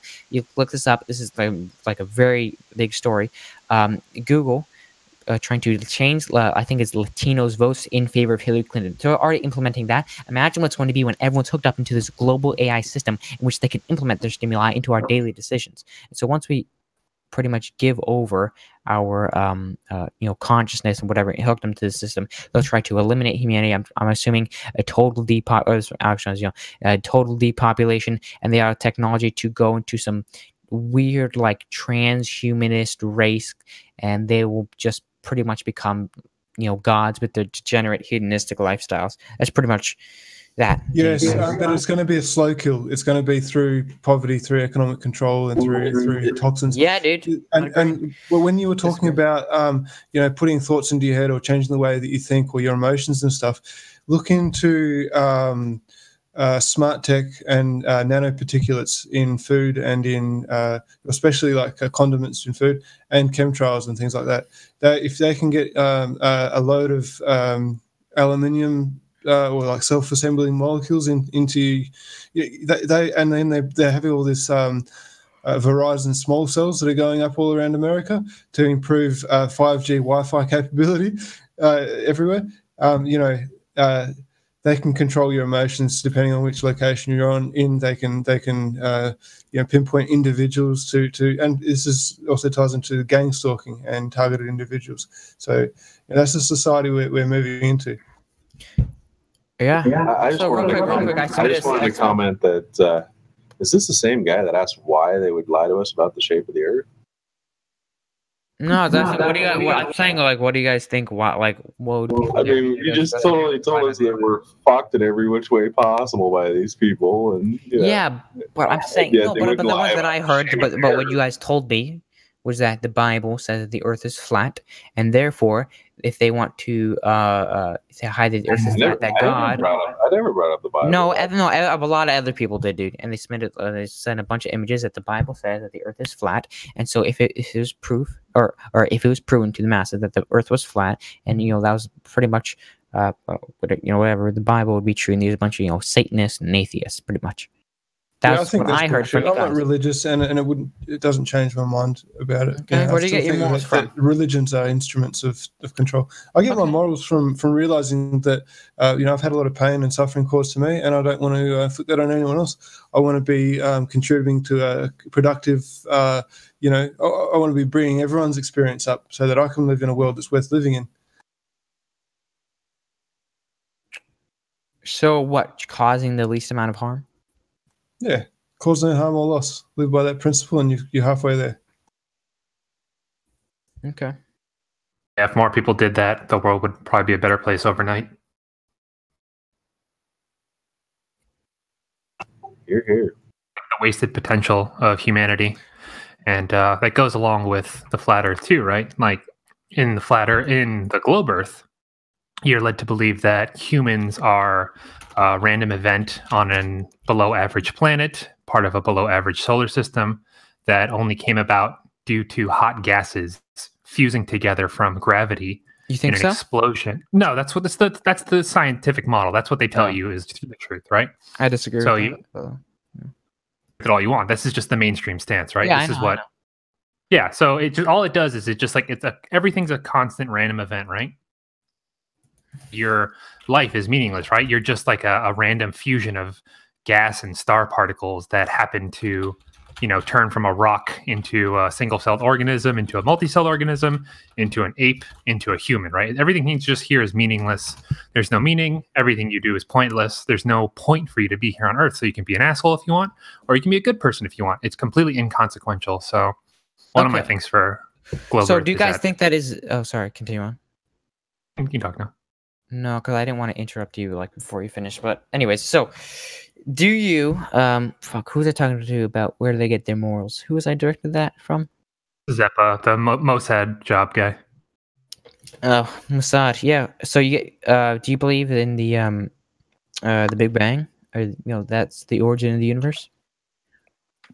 I don't know if he's still there, but the Big Bang is a complete, it's a fictional fairy tale. It's a complete fabrication. They all just kind of, everything about the story they tell us about reality kind of depends on each other. And if you know, the rest of it completely collapses. So it's like, how can you have a Big Bang without gravity? It's like, you can't. So it all depends on gravity, first of all. How do you explain periodical expansion? No, I don't believe in the Big Bang either. Not because of gravity, but a bunch of other reasons. Anyways, but I was gonna ask him where he gets his system of base of morality, because he said, my feelings, whatever. That's there's if you have no God nor ultimate ultimate creator, or let's say ultimate justification for your beliefs, or your moral values. There's no.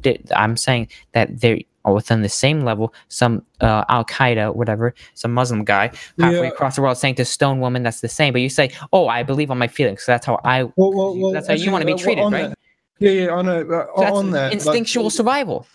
Yeah, and it's also a very societal thing, But these people that are throwing rocks at this teenage girl that's had an early pregnancy out of wedlock, and they're stoning her. I think these people know that they're causing harm to this young woman, but at the same time, that is born out of necessity to control and keep their traditions and their culture. It's a very twisted way to look at it, but morality is not relative. I think morality is very objective. It's cut and clear what's wrong and right. Why? How? No. How is there? No. How can it be clear what's right and wrong if there's people around the world that have different morals than you? Well, they don't have different morals. They've got a different system of ethics. They think it's okay under certain circumstances to commit harm. It's just, it's all to do with the society you grow up in. And to grow up in a Western society and to think that morals are relative is a real cop-out. And it's like, it's like the freedom versus liberty. Should you be free to do anything you want, or should you have to petition government to let you do something? No, I don't think you should be able to do whatever you want. Something should be made illegal.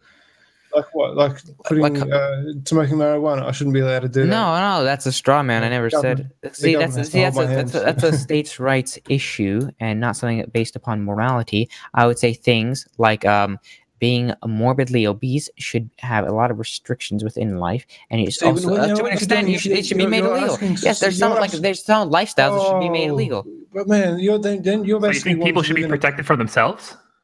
Yeah, exactly. Should people be protected from themselves? I mean, it doesn't. Whether the law says you can't commit suicide or you can, I don't think that affects the actual outcome. Let's be honest. Like if someone says if it's illegal to commit suicide and you have a gun, okay, you're not gonna be like, it says it's illegal, I'm not gonna kill myself now. Like I don't know of anything that actually has any effect either way. No laws have any effect either way. It's all free will. No law has the ability to de-incentivize things. Yes, exactly. You're right. That's okay. Police run the drugs. They control all the prostitution rings. It's all it's just making something illegal makes it more profitable. That's all the laws do. They create their own system of crime. Do they get money out of murder? Well, look, we're talking about that's. No, you're talking about marijuana. I know about the CIA and the government. They traffic drugs. That's different. Yeah, that's unlawful. That's just straight out unlawful. We're talking about legality. Or legality versus lawful. That's another point of the argument. Okay. I mean, counterfeiting currency. Right? Counterfeiting currency, for example, or whatever. See, that's breaking. A lot of people don't want to go because you'll go to jail for 20 or so years. Yeah, well, that's the whole problem. We shouldn't even have the money should be intrinsically valuable itself. All of our currency should be gold coins and banknotes that are exchangeable for gold and silver. Gold and silver. Yeah. Okay, well, that's not this. See, you just brought up something totally different. You didn't disprove that. Say, dude, there's so many crimes in which the government does not benefit from that are also illegal that people don't do because of course the government benefits from that. They get to continue their racket, their fiat racket. Okay. Kinds of crimes, right? There's a victimless crime, and then there's a harm crime where you inflict harm on someone else, and harm can be more than physical harm. You can steal from somebody, and that's like a form of harm because you're harming like their livelihood or their business or something about them. But like if it's something, a choice, a personal choice, like, I want to be really fat and like eat myself to death, choice, and like there's no real reason that should ever be illegal. If I want to smoke a lot of drugs and die from that, those are all personal choices, and there's no harm. The only person you're harming is yourself.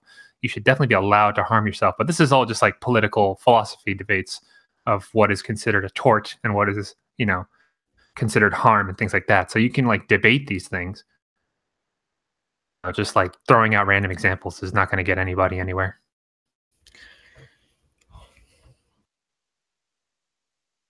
I just don't think that, degenerate lifestyles should be promoted, nor should they be legal. Point, right? So imagine if, like we weren't part of this system that, where everything is very pointless and random and things like that, and everybody was taught from birth that, hey, like you have meaning here, like your life is important, this earth is very small, it's the entire existence, you can't be here for any other reason except for a very important reason, and everything in your life has meaning and everything you do is important. A lot of people would choose a lot less nihilistic lifestyles, and they would probably live a lot potential of good and what it means to be good because they feel like this is a great opportunity rather than, everything being pointless. I mean, look on the internet, right? All the memes today from all these like Generation Z people is like they just want to die as fast as possible, and that's like the joke and that's what's funny, right? It's like pathetic. Yes, it's pathetic, but I'm saying, dude, when people discover atheism and nihilism, here's the thing: if you have no ultimate creator to punish you for actions, okay, and you only have a certain amount of years that you could live, okay, you're going to fit in the most amount of pleasure, may that be having sex with as much people as you can, or doing the most amount of drugs, or eating the most amount of food that you can. The most amount of pleasure. If they're atheists. I'm saying this is a generalization. This is a generalization, but with most atheists, they find out that you have a limited amount of time on Earth, and so they try to fit as much pleasure as they can within that within that period, and then that causes degenerate. Yeah, I understand what you're saying here, but you're advocating for a totalitarian dictatorship. Do you think that you need a punishment to be there to not do something? Do you need your parents to put a punishment there in order to not punch your sister in the face? No, you don't punch your sister in the face because you want to be nice to her so that you can actually get along. Dude, how many kids punch each other? Look, at playground, kids get into fights all the time. Adult people here. I'm not talking about kids. I'm talking about we're adults, and the law just, And, can I add something? Can I see what this has to do with flat Earth? What if you're I just wanted to add that kind of lifestyle makes you pretty much not a human being. You're pretty much like an animal responding to every instinct or every when your body calls, you answer. Okay, I want to have sex, you answer. I want to eat, you answer. You're not thinking. You know what I mean? Like the body, the mind doesn't need to it's moderation. That's what I'm trying to say. You basically lose your humanity if you live that way. You lose your there's no purpose in life. There's no reason. So you're basically like a beast, an animal. You just respond to instincts. What is this about? Yeah, sorry. Someone fill me, please. Well, we were talking about flat Earth, right? And we're saying how globe Earth kind of leads people to a life of meaninglessness and nihilism. So it is kind of related. You just probably jumped on later. Oh yeah, that's why I asked for you guys to fill me in. But look, so that's right. Flat. Oh, yeah. Sorry. The flat Earth itself, right? The concept has nothing to do with a life of meaning. All right. What puts meaning into your life is religion. Okay. That's what it is. Well, there's a lot of different ways, but a good way to provide meaning into life would be religion. An ultimate meaning, because that whether it's flat or circle, that doesn't mean that it's going to provide justification for. Or you know what true religion is? Or it's. And do you know? And you know what true religion is? True religion is taking care of the weak, the strong, looking after the weak. That's true religion. Yeah, it's called Christianity, son. There you go. Wow. Look, I could tell you something. We all have different ideas about religion, all right? And I think arguing about whether the Earth is flat or round is meaningless. Well, Like, that's your there's no opinion, and you're point. wrong. But you know, it's like, You're pretty wrong, and I don't want to hear about that again. There There are more problematic things around the world. Like, we should be worrying about the wars which are happening around the world. Around the What are you world? gonna do about the Talking wars? about? Oh shit! You gonna go Around, stop the wars? I made a generalization. Atheism and nihilism will still exist within a flat Earth. Prove me wrong. will exist, but not as Exactly. Yeah, There is we no should- such thing. we should be Well, worrying there's also about no it. such thing as a true atheist, Only if and you're there's not no committed such to the thing- cause. Yeah, there's no Okay, such thing as like a true atheist or a true nihilist. You know, like all atheists believe in things that they can't verify or prove. So, you know, by definition, they are religious. They're in Christian. some of their what? No, like an atheist, like they believe in certain things about how the universe comes about, how reality works that are unverifiable, right? So Yeah. it's the same thing as a religion. They believe things about the world that they can't verify. That's like Doesn't that basically make them what religion Christian? is. That doesn't give them morals. The atheist believes that the genes give them are justification for things why they feel pleasure and they try to get the most amount of pleasure. That's just nonsense, but we all know that's nonsense. No. People are raised within a society to have belief, but the thing is, those beliefs are just see when you're religious. No, when you're religious, I'm getting interrupted, and then I'm probably going to get muted for interrupting other people. So I'd like to continue my statements. Anyways,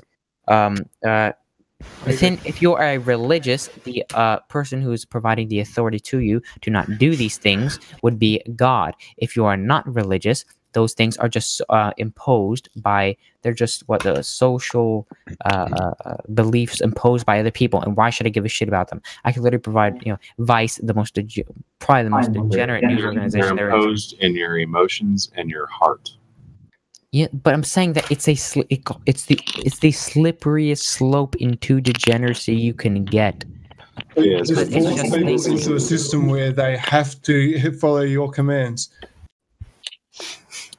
Wait, can you repeat that again? Like, you're saying that it's okay to put arbitrary rules upon someone. You can't get fat. You can't do this. You have to. You're talking about 1984. Basically, you know what all the problems are. Yet you're saying that the only solution is to submit to what's being brought about. Remove more freedoms. Remove more freedoms and liberties. Yeah, freedom is a myth. Doesn't exist. I'm not a libertarian. Okay. I don't think you solve problems by getting the government smaller. Okay? Well, a couple new people jumped in. Maybe they want to chime in on whether they think the Earth is a sphere.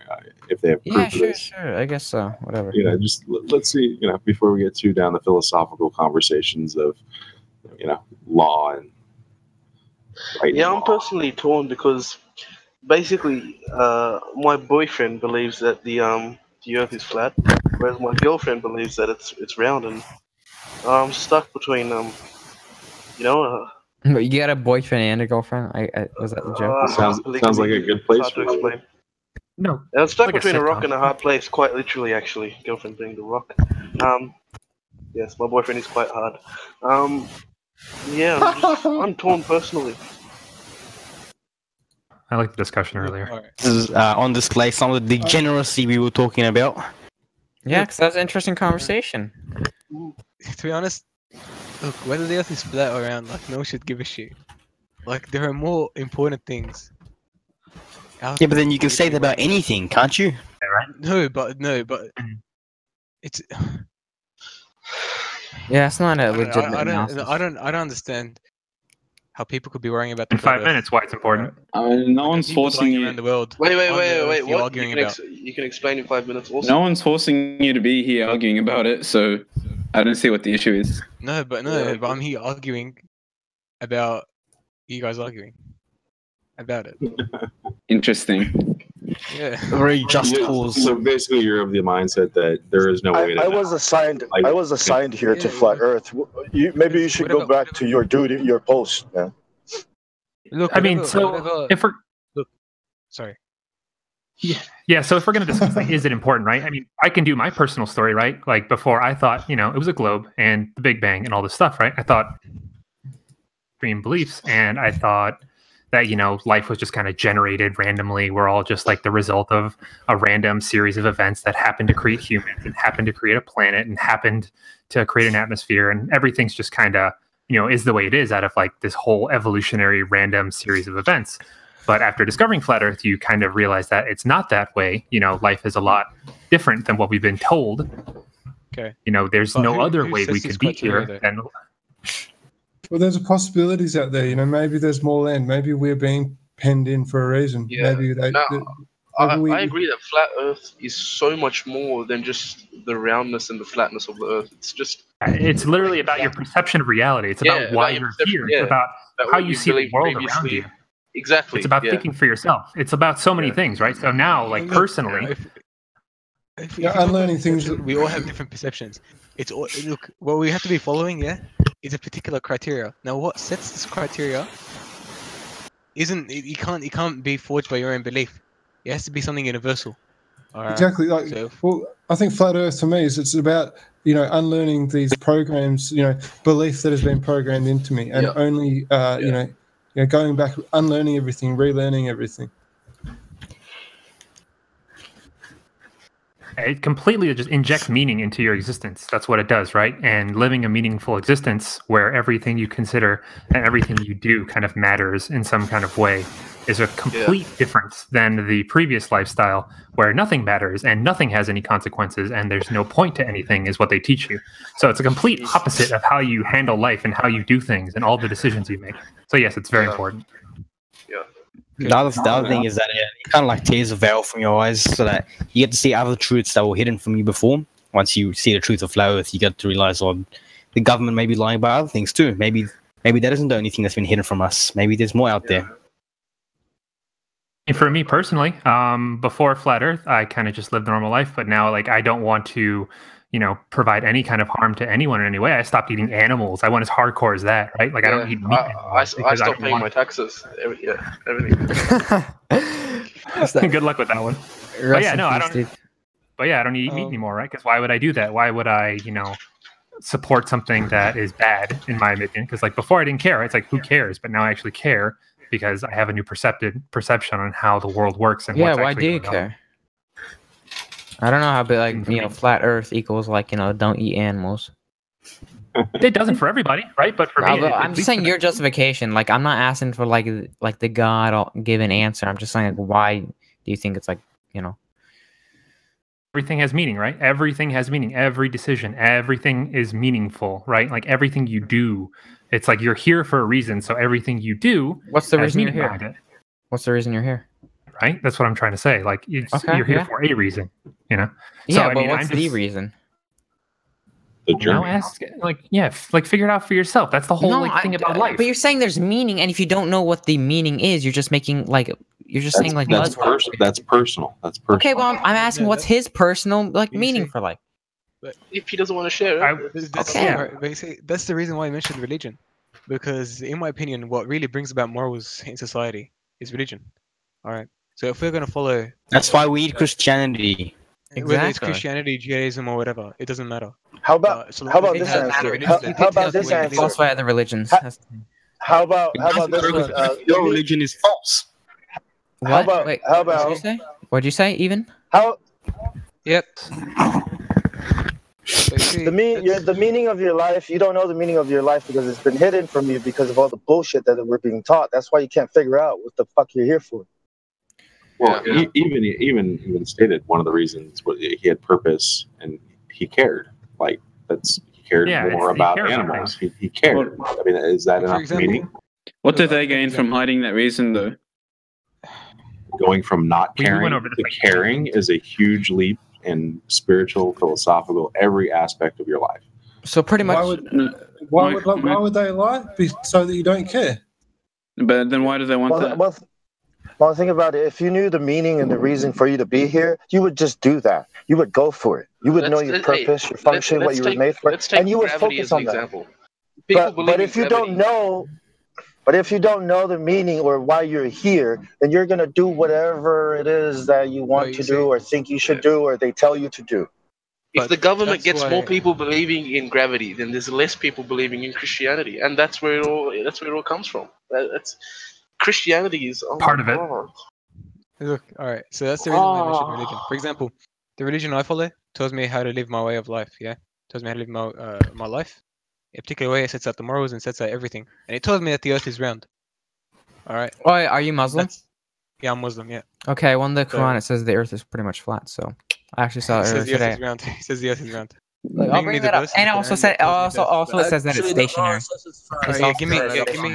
Give me the verse. Give me the verse that it says it's okay, stationary. 8820. Yeah, I'll send you up. I actually have the link saved. Let's define round. Let's define what round means, please. Okay, let's see. I mean, it's pretty much we can concur the Earth is round, the Earth is flat based on every single religion telling us this. I mean, it's pretty obvious. Who wanted it? It's Ahmed Jorar. Let's see. Yeah, Ahmed Jorar. I mean, I think all of us here can agree. Everyone here can agree that the Earth is round, and most of us can agree that it's also flat. Yep. So here you go. So this is I don't know. So I'm not I don't study Islam, but you know. I do know that Muhammad says it's okay.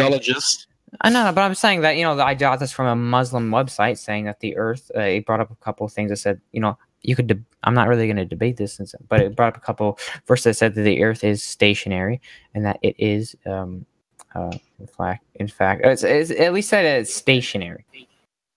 That's what I've read. What's that got to do with it being flat? But also, I mean, the page says it's flat. And it a couple of verses. You said 8820, yeah? I'm gonna find the Hey, can you Jared, can you recite it in Arabic first and then in English? I will. Just anyways, for the Muhammad said in Christianity, incest is totally banned. If going from your immediate family members to like your cousins and everything, obviously. And Muhammad said it's okay to marry your first cousin. That's why the Middle East has some of the highest incest rates in the world, and they also have the highest stillbirth rates. No, because we're trying to like talk about religion here. You see, if Islam was right, he would have said. Okay, no. So Sarah is Abraham's first cousin. FYI. Yeah, but that'll be on the. Yeah, but that's not incest. That'll be on the father's side, not on the mother's side. Yeah, very, very different. For example, the legal age in Australia to like have sexual intercourse is 16, right? That doesn't mean that they all have. They all have kids. That's what I'm saying. So the society you live in dictates or sets out the particular, like the age at which you're meant to do. Muhammad said it's okay to marry your first cousin. That's why. All right, and Australia said they're allowed to get married at 16 or whatever. Okay, well that doesn't happen though. I'm saying that within the society. It does happen. No, okay, you can't get married at 16 without the guardian's permission. You have kids that get married. Okay, you can't get married. These are anecdotes. Anecdotal evidence. If you want to have this debate, go down a couple rooms into religion and have a discussion. I'm not. Fuck you guys. What's that discussion? Anyways, but pretty much I want to get my point out real quick. My point is that if Islam was true, Muhammad would have said that incest was bad because of the amount of birth defects that it causes. So if you want to provide your case that incest isn't bad, you know, we could do that in a different room. But your opinion that incest is bad is subjective in itself. No, because it causes birth defects and stillbirths and babies die. Anyways, that's the end of my point. All right, can you give me the medical report where you show statistics and everything, please? Yes, because I'll do that. You're making claims here. I need you to do that. And I need the university or the research institution. So that is proof. That is proof that we are. That is proof that we are devolving, right? Why are we using the government statistics? This is all wrong.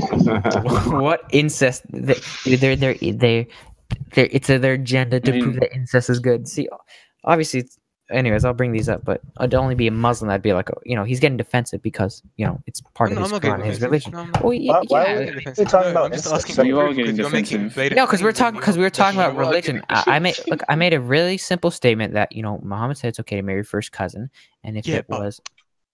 Yeah, let's cut it right there, and let's back it up to where we fought from. I'm asking you to get to the report where it's bad.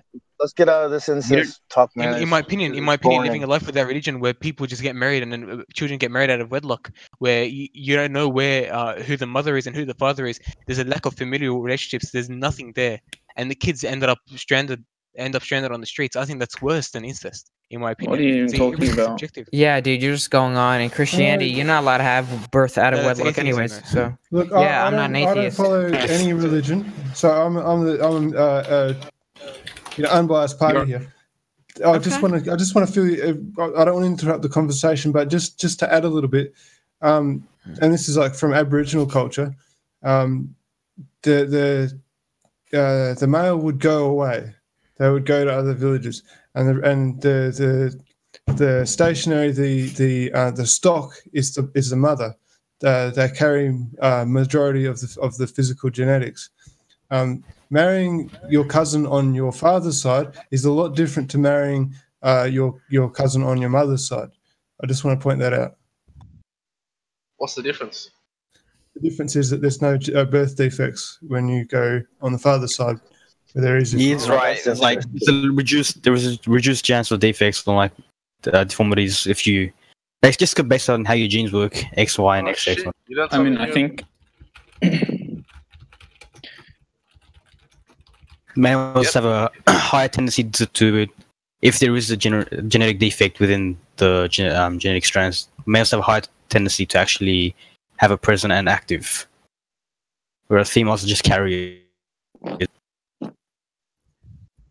I think that's why in Aboriginal culture, after initiation, the males would go out and be ostracized from the tribe or seek other places and stuff. Anyway, it's everywhere, but I don't really think this conversation should go much further because it's what's the point? Yeah, I mean, Look, my point was that because he wants to. We know your point. We know your point. We know your point. Okay, there we go. So but I'm saying, so that's a pointless point. So well, I think that Christianity. I think that Christianity is also wrong. That Christianity is also a lie because it's been used as a tool for destruction. The Jews created Christianity and Islam, so they could fight each other. That's stupid.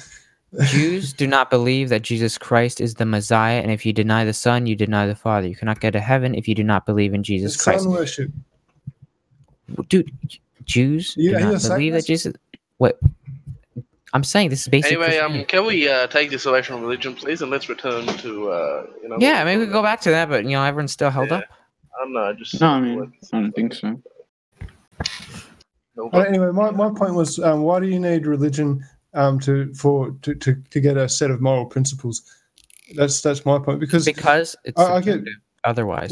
Well, I don't think it is. I think morality is very objective. You can tell if someone's experiencing pain, or you can tell if they're experiencing loss. You know what something is. You know what it's like to experience something. You know what you're going to cause because of what you experience.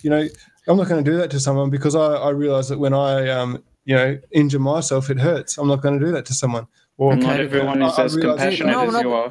Exactly, and so you get that because you feel bad for people because you're genetics, because you could sympathize. I think it entirely depends on how affluent your society is, how. He just kind of went silent. I don't know if that was just me. Look up what harm is, right? Like we can all agree what harm is. Yeah, but people don't. But the thing is, if you're living a life and you're the only person, if you're going to be born and you're going to die, a lot of people, the justifications, they don't need any justifications because their only purpose, like they don't have any purpose if they are just, they're just going to be born and die. So if they cause harm to someone else and doesn't impact their life and they're not going to die, that does not affect them. This is how to justify it to yourself that what you're doing is okay. I mean, unless you're living in a completely barbaric society, I think that these things are it's quite obvious. It's apparent. You're assuming something is like the way it is, even though you don't actually know. Or made them all switch. So, how fake does that Tesla car in space look? Anyone here believe that thing's real?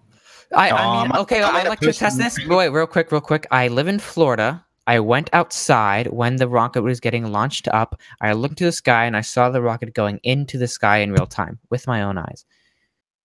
So I don't know if they just, they exploded in space or, it was just a weather balloon or something. But I saw the rocket and I saw the red trail of, the fuel going out with my own eyes. Straight up. So. Did it go straight up or did it go in an arc?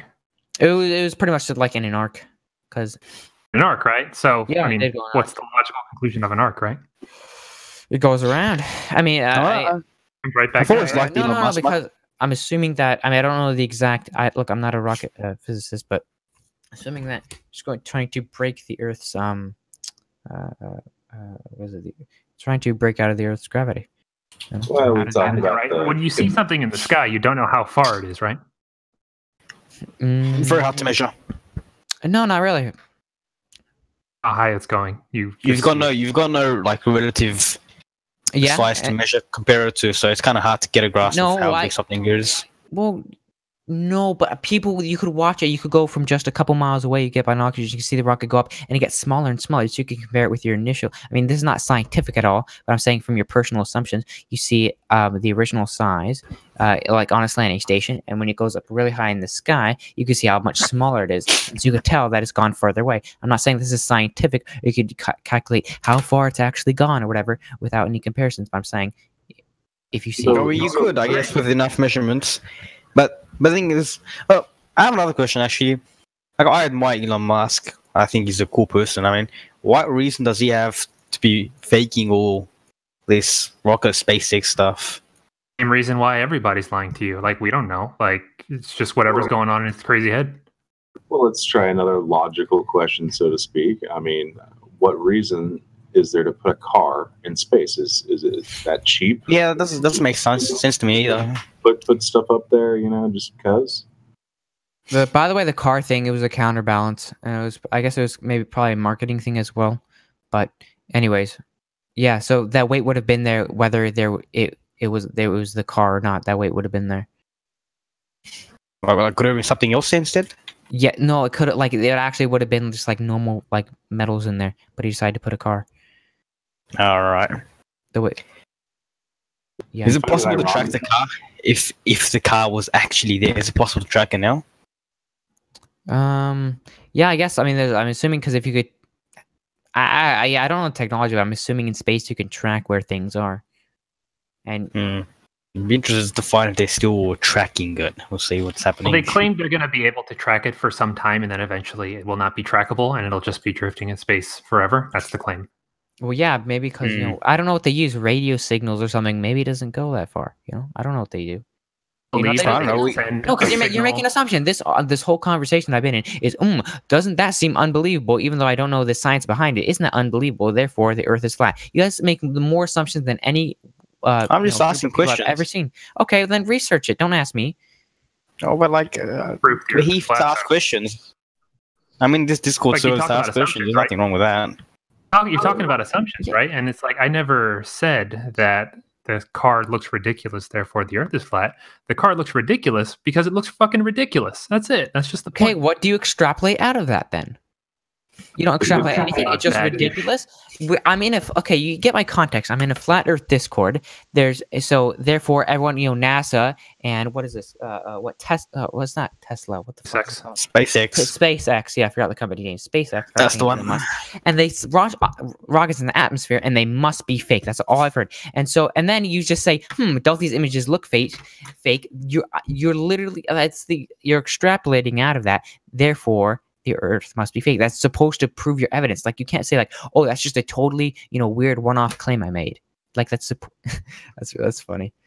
Also, when you compile evidence, right? All you do is compile evidence, and when you have enough evidence, it's not necessarily proof, but it's enough to plant reasonable doubt in your mind about what you believe, right? As long as I can plant reasonable doubt in your head, that should be enough to set alarm bells in your mind saying, wow, look, there's the capacity for a lie to be here. I should investigate further, right? If you want to get into just pure proofs, right? I can talk about fluid mechanics of water all day, and we can just never leave the topic of water, and we can just talk about that endlessly as proof. So I can do that if you want. There's been a lot of science. You're saying I was making it look weird to look weird, but it's obvious you want me to extrapolate. Oh, it looks weird, and it's probably fake. Therefore, so hey, that moon landing.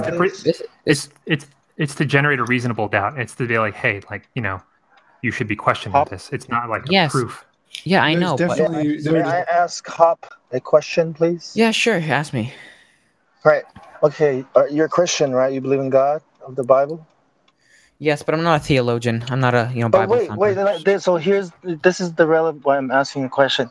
So you being a Christian, right? Yes. If there was a chance that flat Earth was the truth and the globe was a lie, Do you think this would be consistent with what you believe, in your religion? I mean, I've heard about the topic of the Bible. The Bible saying that the Earth, or suggesting that the Earth is flat. There's a lot of debate. I haven't investigated enough, but I'm saying if the Bible said that the Earth was flat, I would wait. I'm not saying that that you pull it from the Bible. I'm saying that without checking the Bible for this, because of course it doesn't say that it's a globe in the Bible, but without checking the Bible, do you think you have a responsibility or a duty, right, to find out if this is the truth or not? Because if you knew that the globe was a lie, I mean, how would that work out? Like, you know what I mean? Do you know what I'm asking you, right? Like, do you think God would want you to investigate this to make sure that it's not a lie? Yes, if there's a definitely. possibility that it could be a lie, right? Yeah, I agree with that. But what I'm saying is that if the Bible says the Earth is flat, okay, and your evidence you provide is the Earth is flat, I mean, hey, I'm not really going to object to it. But if the Bible says that the Earth is a globe or circular or whatever, or says things relating to that, because the Bible, it's kind of, I'm not going to say it's mysterious, but a lot of things, it hints toward things, and you could extrapolate from that. If it said the Earth was globe, I wouldn't really listen. But I said there's a lot of debate. I mean, from what I know, there's a lot of debate on whether the Bible says the Earth is flat or not, and so I can't really give you a definitive answer on that. Okay. So here's my final thing. Here's my final word to you. If you believe in the God of Abraham, it is your duty to make sure that it's flat or globe. It is your duty to find out this truth. Right. I agree.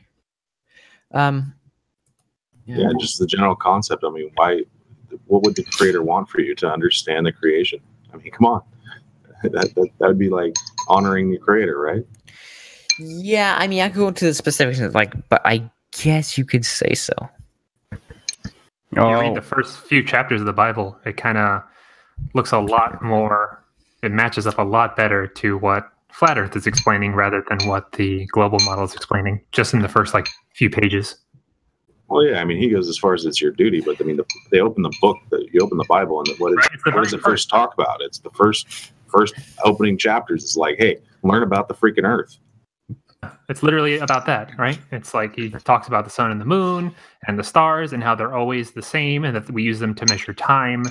It's very specific, right? And in the global model, the stars and stuff are not about telling time. They're just random balls of gas. So it's like, why do those two claims completely contradict each other? So I've listened to a lot of Kent Hovind. I know you guys don't like him or whatever. Not a lot. I've listened to a couple things of Kent Hovind. I'm sure you guys know who he is, and you guys are going to send your videos. Cause I saw one or so minute video on one because he made a video about flat Earth and he was trying to debunk it or whatever. But anyways, I don't think that necessarily. Again, I need to look into the specifics of this, but from what I know, the globe Earth and the rest of the planets, spawning into creation by God. Am I roboting, or are you guys roboting? The Earth being a globe, and that they're planets and the sun being a globe doesn't necessarily contradict the creation. It doesn't contradict Genesis. But again, I have to look into the specifics of that. Thanks for the conversation, guys. I'm gonna go. See you guys. Dude, it's 6 a.m. Dude, does everyone just stay on here 24/7? Jeez. That's what the name of the thing is, man. It's a 24/7 Flat Earth. Well, yeah. Well, I'm saying, do you guys go to sleep or something? Or, Yeah. Sun never sets on the Flat Earth. The morning. Sun never sets on Flat Earth. That's fun. There's always people here. Yeah. I mean, I'm assuming. I don't know, but it seems like a lot of people are just AFK and they mute themselves, I don't know. A lot of people like to listen. They're here. Yeah. Damn. It's so late. Anyways, do you have any because I have this flat Earth debate in chat. No, that I was sent by someone in chat. I posted that in the voice text for everyone. Do you guys have any other good flat Earth debates from astrophysicists, famous? Well, this room is the best place you're ever going to find. I mean, there's people in here that have literally debated for years, and so. You've just experienced a few of them. Come during the day, bring your questions, come up with a bunch of questions. You know, Yeah, I think do a little globe research and know your globe a little better and try to figure out like what science is there. Yeah, I mean, I know that the they can't really go in public as we're just pretty much the same as anti-Semites or whatever. But yeah, I was told by someone, maybe it was even you, that there's thousands of videos out there, and so if there's a preferential channel, the best flat Earth channel you got, or a really really good debate that you want me to watch that's intellectually challenging, I'd love to bookmark it and I'll watch it tomorrow or the next day. Let's just go to journalism. Well, let's go to the fact that we've got rooms here, Flat Earth for Beginners, and all the way down, all different topics. It's right here. There's links all shared in there. They are? I mean, I don't have the links. That's why. Okay. Yeah. There's more text rooms, and people have shared lots of videos that are worth taking a look at. And I know you want to look for debates, right? But you got to understand that a lot of the more popular globe proponents on YouTube. No. So the more popular globe advocates on YouTube, whenever they get into a debate with a flat earther, it turns into a shouting match very, very quickly. And they're really, really, really, they don't like each other. And you're not going to get very far at debates. Like even the flat earthers debate astrophysicists, right? That's at a flat earth conference. So it's like, yeah, that's the one I just sent. Yeah. Okay, I see the flat earth beginner chat.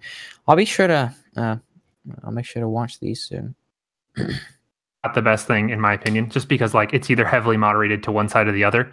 Like you'll find a flat earth debate, it's like one flat earther against 5 globe earthers, and then the moderator also is a globe earther who hates the flat earther. So it's like you're not going to find much good stuff when it comes to a straight up debate. It turns into a shouting match very quickly. Okay.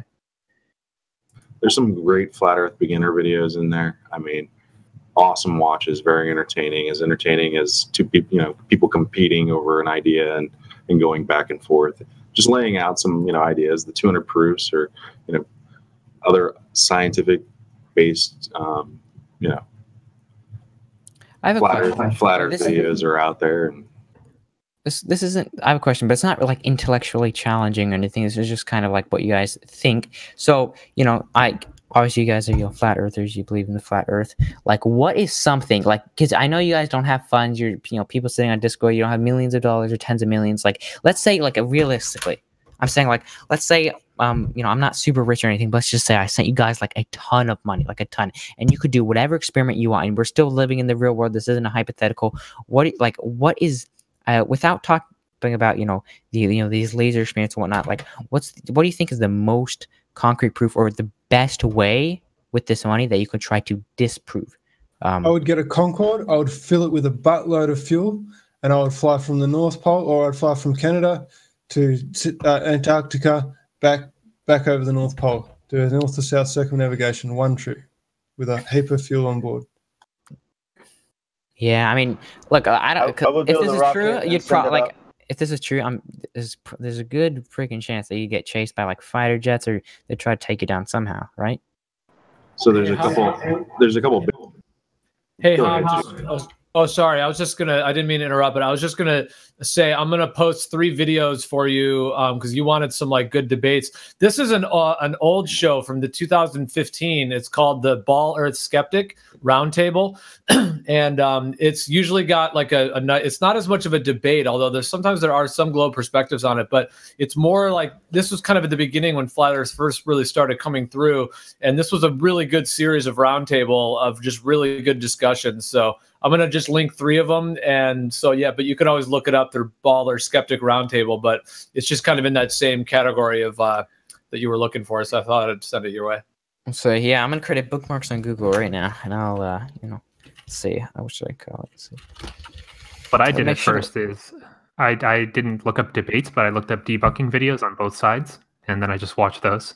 And that was a lot better because, like I said, whenever it's a debate between 2 people, their personalities, right? So the personalities clash too much to learn anything.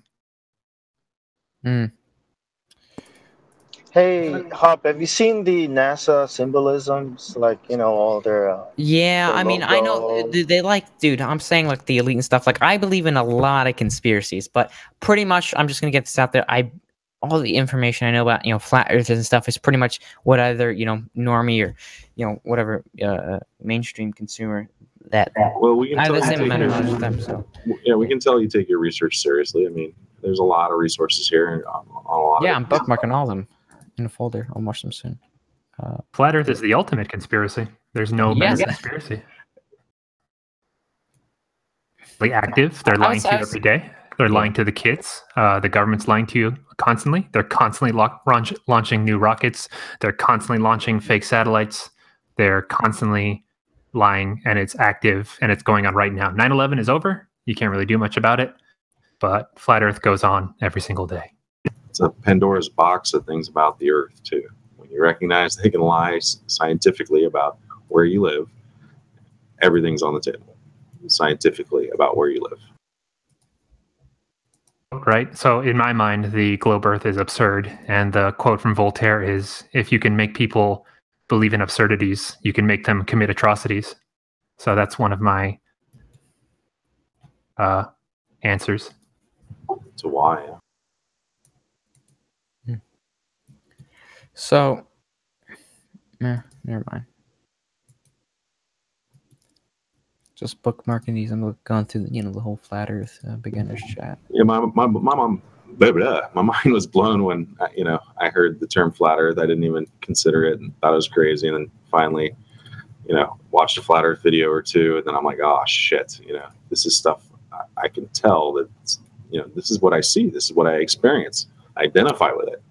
So I had to scramble, like he was saying. Let's look for some science about curvature and spin of the Earth. Like, what's the science, man? What are they telling us? Why? How did they prove it? How did they prove it to me? I had to go over it all again, and yeah, that was another mind-blowing moment when you recognize there's absolutely nothing there. There's just nothing. I put it off for a good year or two. I thought that it was like the biggest enemy to the truth movement. I thought this is ridiculous, and all making us look like idiots. But yeah. Damn, you guys! I got baited. Holy shit! This is the ultimate bait. I'm like, this is gonna be a troll server, and then I'm gonna come out being a flat earther. Ultimate red pill, man. Yeah, I mean, I'm not opposed to red pills. Taking a lot. Let's see. So you came here to troll originally?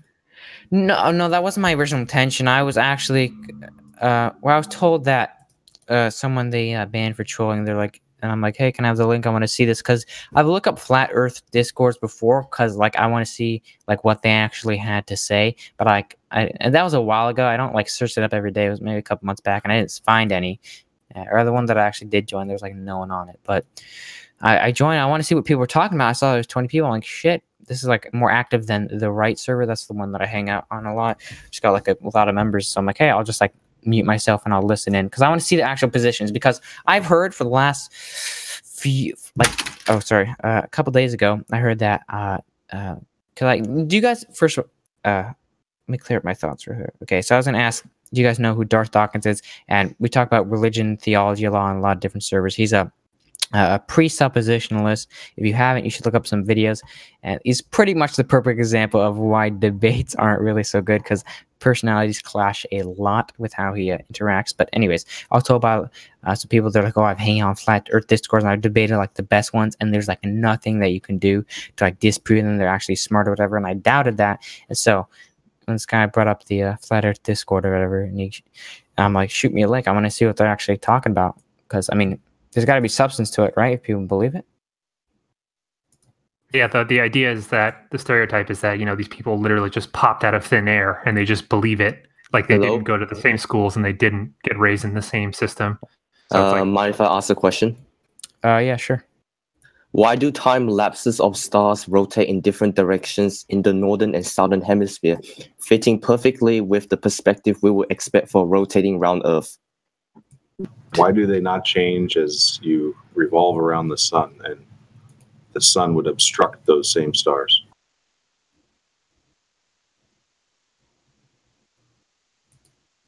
It's just simple perspective, right? It's a little bit something to learn. You have to kind of learn something new. But it's basically just like your perspective of how the stars work, because it all spins around from a fixed point. So depending on where you are, it will move in kind of the way it does. It's all based on your perspective, because our vision works a little wonky when you're looking up in the sky. He said it fits cool. perfectly with the ball. Video on Have a nice day. Yeah, one of my. So who asked that? Booze, he's gone. Who asked about star trails? Because that's actually my biggest criticism of Flat Earth, and I found something that is it's a half explanation for it. Did you see the P-brain video on it with the perspective and the anti-corpuscular rays? Yeah, that one nails it very well. Nails it really well. Yeah, P-brain nails the southern star rotations for sure. Yeah, I'm so glad I one found from it. Dr. Zach, but trust the P-brain one. He's called P-brain. It's like P-B-R-A-N-E. If you just type in P-B-R-A-N-E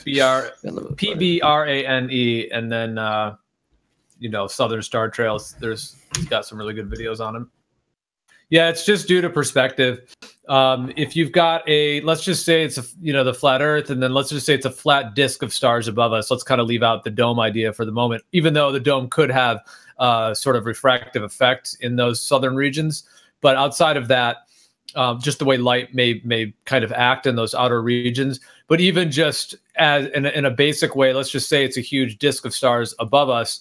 It's just the function of the fact that when you're even Analysis was saying that it's just due to perspective, that when let's say you're at a certain part of the Earth, it's kind of difficult to explain. It's easier to see on some of P-brain where he's got the actual animations. I don't even know if I should attempt to explain it, but I mean, it's basically just that when you have one large rotating object, let's say it's moving counterclockwise in the north, when you look south, you're going to see a clockwise rotation because it's the same axis of rotation. You're just turning around 180 degrees. So you're seeing it the opposite way as the stars spread out. And due to your actual perspective of where you're seeing on the Earth, you're going to see the stars rising from the bottom left and moving up. Yeah, it's kind of hard to explain, but you're going to see that exact rotation. It all kind of has to do with like your circle of vision and yeah, starting point and how far it can reach, right? So like the anti-corpuscular rays kind of helps you visualize what he's trying to explain, and he does a really good job. Yeah, the corpuscular and anti-corpuscular, even in that little thumbnail of that video that even just put up, the P-brain one. Yeah, just that how the corpuscular and anti-corpuscular, how those spread. Yeah, that's another, and it's just all due to perspective. It's kind of amazing, but sometimes hard to wrap your head around. I found that was really good too. It was a guy, he was in Sydney, Australia, and he was taking shots of star trails all around Sydney, Australia, and used the Sydney Opera House as his like fixed point. And he went all around it. He pointed east, he pointed west in multiple directions, and he could see Sigma Octantis from every single angle, even though he wasn't facing it, you know, in each picture. So he's like, how do you explain this? It's like, it's clearly something is going wacky with my perspective because I can't see Sigma Octantis pointing west and east, but I can, you know. So it's a really good video. I can't find it though. The mysteries. Don't even know about Earth, right? Like it's just all these huge assumptions, and you know, the truth about how things really work would be really interesting, but we can't even get past like step one, which is convincing explaining people. Freaking. No. What's like? step one? I tell. Can't bend, and they're just like their brains just like, you know, they blow a fuse. It doesn't make sense. So it's really hard to get past just the beginner levels. Yeah, it's hard because I think when people often think about a flat Earth, they have a different perspective. You know, it's funny that when they show us the globe, the picture looks kind of small. You know, it's like, oh, that's the Earth. Like it's all detailed and that's just it. You know, Africa on the side of the ball. And it makes you kind of feel like the Earth is kind of smaller than it is. I mean, of course, that's technically they're showing half of the Earth, but still, there's the scale of the globe is so funky that I think it makes people think that when it's a flat Earth, that you would just look up and it's like you're just standing in a football stadium and you would just be able to look up and see everything right above you. But in reality, it's actually like you're a tiny little ant on the field of the football field, and you can only see with the way the human eye works in that limited range. And then let's just say the stars and the sun and everything are moving over you above that. And then you have to bring the ceiling down because the ceiling's not probably that tall, although we don't know for sure. And the way that that works, like, because, you know, let's say the sun as it rises from the east sets to the west. Well, if you're in the north, when the sun is like out near the Tropic of Capricorn during the winter in the north, you're going to see the sun rising lower on the horizon and setting lower on the horizon. And then when it's, you know, obviously it's different when it's the summertime. And in the same way, the southern stars are all like miniature suns. So basically it's like there's all, let's just say each of the stars is like a sun. As it's moving, you're going to get the different declination in the sky of each star. And therefore, if you're in the southern region, you're going to see a different declination and a different rising and setting point for each star, just like the sun rises and sets, as you would if you're in the north. It's just kind of like a massive matrix board of all of the points on the ceiling or the heavens, and then on Earth here, and how they're all rising and setting in the relative size of how large the Earth is, and, you know, our field of view. I mean, in my opinion, like, if this was a globe and we were in the globe model, I think that the way we view stars would be completely different based on how perspective works. It wouldn't just look like the way it does right now. And I know it's not a bad argument, so I don't bring it up, but like, if the shoe was on the other foot, basically, I was like, if this was a globe, why do the stars look like the way they do? You know, like, I could say that, but I don't, because what I know about perspective now completely changes how I view it completely.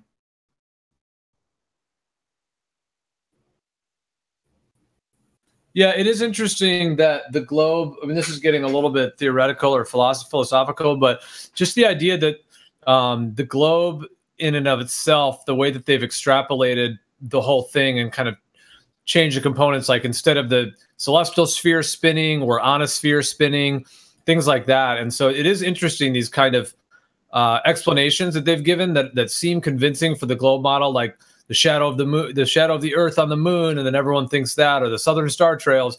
It is kind of interesting that the magnetic fields of the Earth, you know, the models are somewhat interchangeable, so that when they say those explanations, it seems like it's convincing and it seems like it makes sense to support a globe. But when you really look deeper into it, you look at things like the Selenelian eclipse, and you look at a lot of other things like that, you realize it's really not the case. But they've made that explanation, and it does kind of fit you all pretty well, almost like a Rubik's Cube. It's like, it does kind of fit, but it's not quite right. I have a question. What do you think is the cause of I mean, I don't know you guys I don't know if there's little different sects of the flat Earth, but is it like a hologram, or like, what are the theories?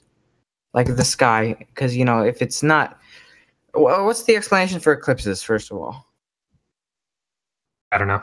Refraction. Refraction? Reflection? I think something about the absolute refractive capacity of the sun reaches its limit when the sun and the moon are 180 degrees from each other.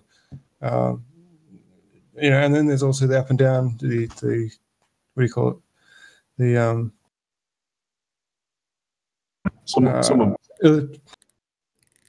Someone brought up the electric universe too earlier, and that might be worth researching on to understand how the phenomena in the sky occur. It's like, if you can't explain something about how it works, just like all you can do is just disprove how it wouldn't work on a globe, right? Like, how can the moon cast a smaller shadow than itself on the Earth? Like, that just is not possible. That's not how shadows work. You know, shadows can only be the size of the object or bigger. It'll be smaller than the moon on the Earth, when that's just not even how shadows work. Like, no one's ever seen a shadow being cast smaller than, you know, the object casting. The body, yeah, the object that's casting it, right? So there's like your proof right there. It's as simple as that. Yeah, so during the solar eclipses, the moon's, what they claim is the moon's shadow on the Earth ranges between, I believe, like 15 up to 70 miles. And they say the moon is, what do they say, 2,500 or somewhere on 2,000 miles in diameter. And so it's just not even close. So how is it I don't know if I have that number right, if someone wants to correct me, but how does the 2,000-mile wide moon that they claim in their model, you know, make a 15 to 70 mile wide shadow on the Earth? It's just impossible. Well, the sun's rays aren't coming in parallel. Well, they are coming in parallel, supposedly for Eratosthenes. So if you would accept that they're not coming in parallel, you have to throw away Eratosthenes' experiment. But you can't throw away Eratosthenes' experiment, because that's how we figured out the radius for the world. So it's like everything just contradicts everything if you just look into it a little bit. Yeah, I'll say on eclipses, I mean, this is just my personal viewpoint. None of us have magical rocket ships and magnifying glasses to go up there and look exactly what's happening. We all can just look at what we can from the ground. A lot of ancient cosmologies and ancient peoples, pretty much all of the ancient cosmologies of humanity, saw the eclipses as a function of the heavens. It never had anything to do with the Earth being involved at all. The black bodies that seem to come in front of the moon and the sun during eclipses are part of the nature of the heavens itself. So they think that possibly there are these like shadow bodies or dark bodies. So basically these are celestial bodies that are not visible during the day or really at any time other than during eclipses. They're like magnetic sort of dark bodies, and they cause this magical sort of eclipse, or this kind of mystical eclipse process. And it has to do with the electromagnetics. And it's like those dark bodies are like magnetic nodal points connected to the sun and the moon cycle. And the sun and the moon are tilted 5 degrees from each other in the way that they rotate around above us. And that's why sometimes the moon looks higher or the moon looks lower. And it gets those different, it gets the different angled phasing. And that's because of that 5-degree tilt.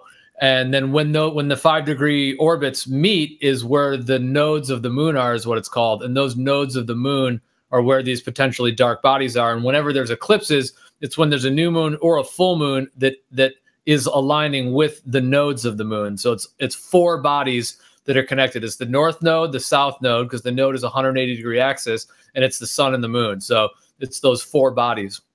And so like in the ancient Vedic texts, they talk about Rahu and Ketu. If you look up Rahu, Ketu, that's what they called the nodes of the moon, and they are what is responsible for eclipses.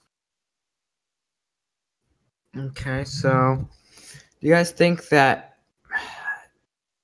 I mean, I've heard from what I've heard, because I know there's a different sects of flat Earth. That's what I've at least learned from being here. What do you think about the sky? Is the moon and the sun real? Are they projections? Is it holograms? What do you guys think? I think they are just. I can't speculate, but I mean, I wouldn't be against the idea that they're not exactly where they appear to be, just because there's so many layers of air and through before you can actually see it. But that's as far as I can know about them. What about the rest of you guys that are, you guys agree with him? Well, I'll mention one idea, which is sonoluminescence. Sonoluminescence is also called star in a jar, and it's where they can do this in a laboratory on a small scale. It's even sort of mainstream science. I could send you a video.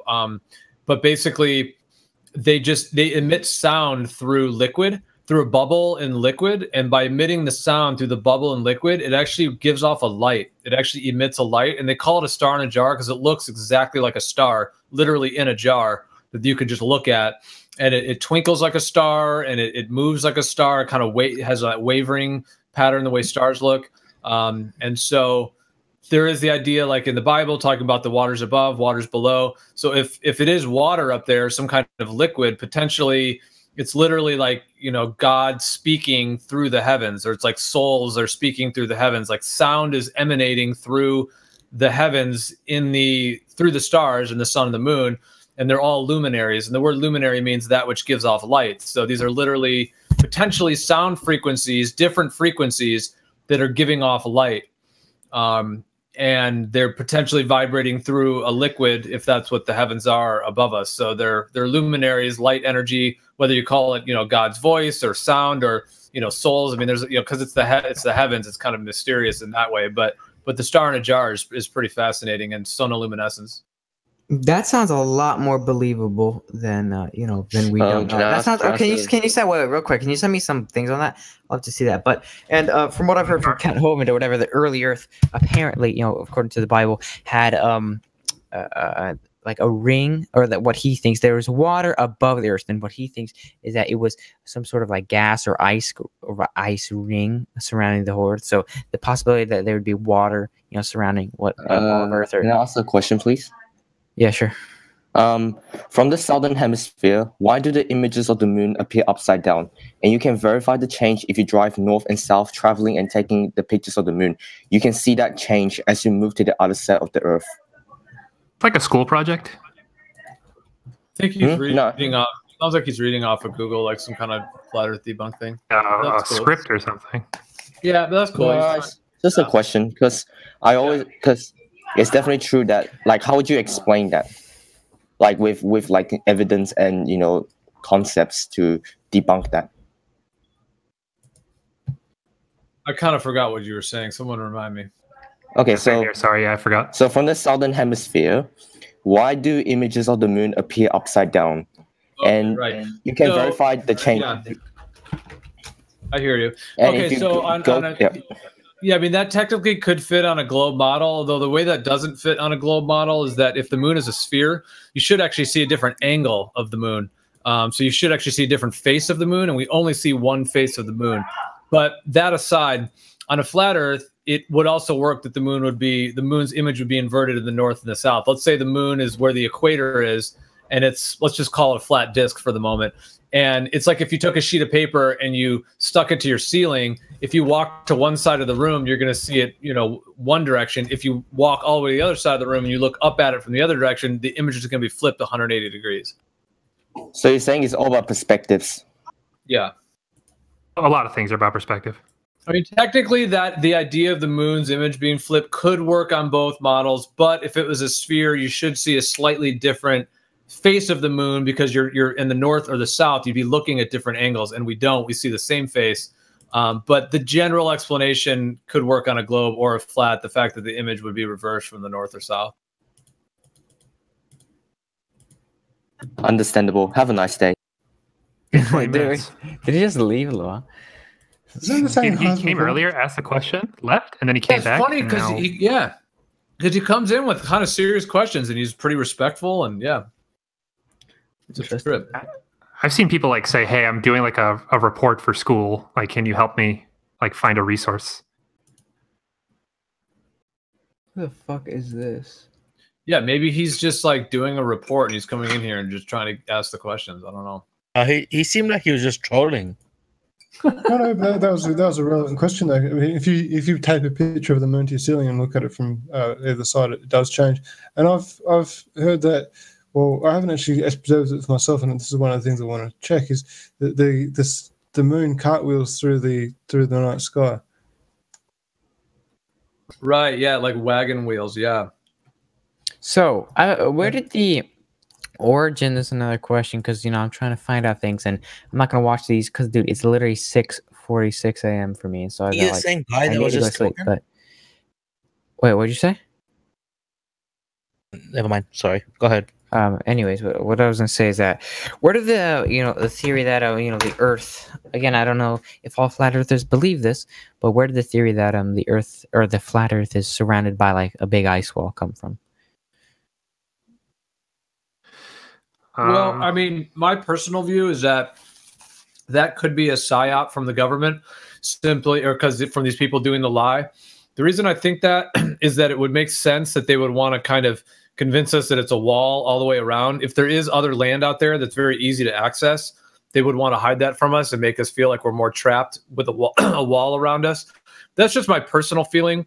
So I'm not convinced there is a wall that goes all the way around. I think there are some icy continents, which is what, I mean, Antarctica is split up into two regions. There's one under South America and there's one under New Zealand, Australia. There's not a section of Antarctica that anyone goes to from Africa going south.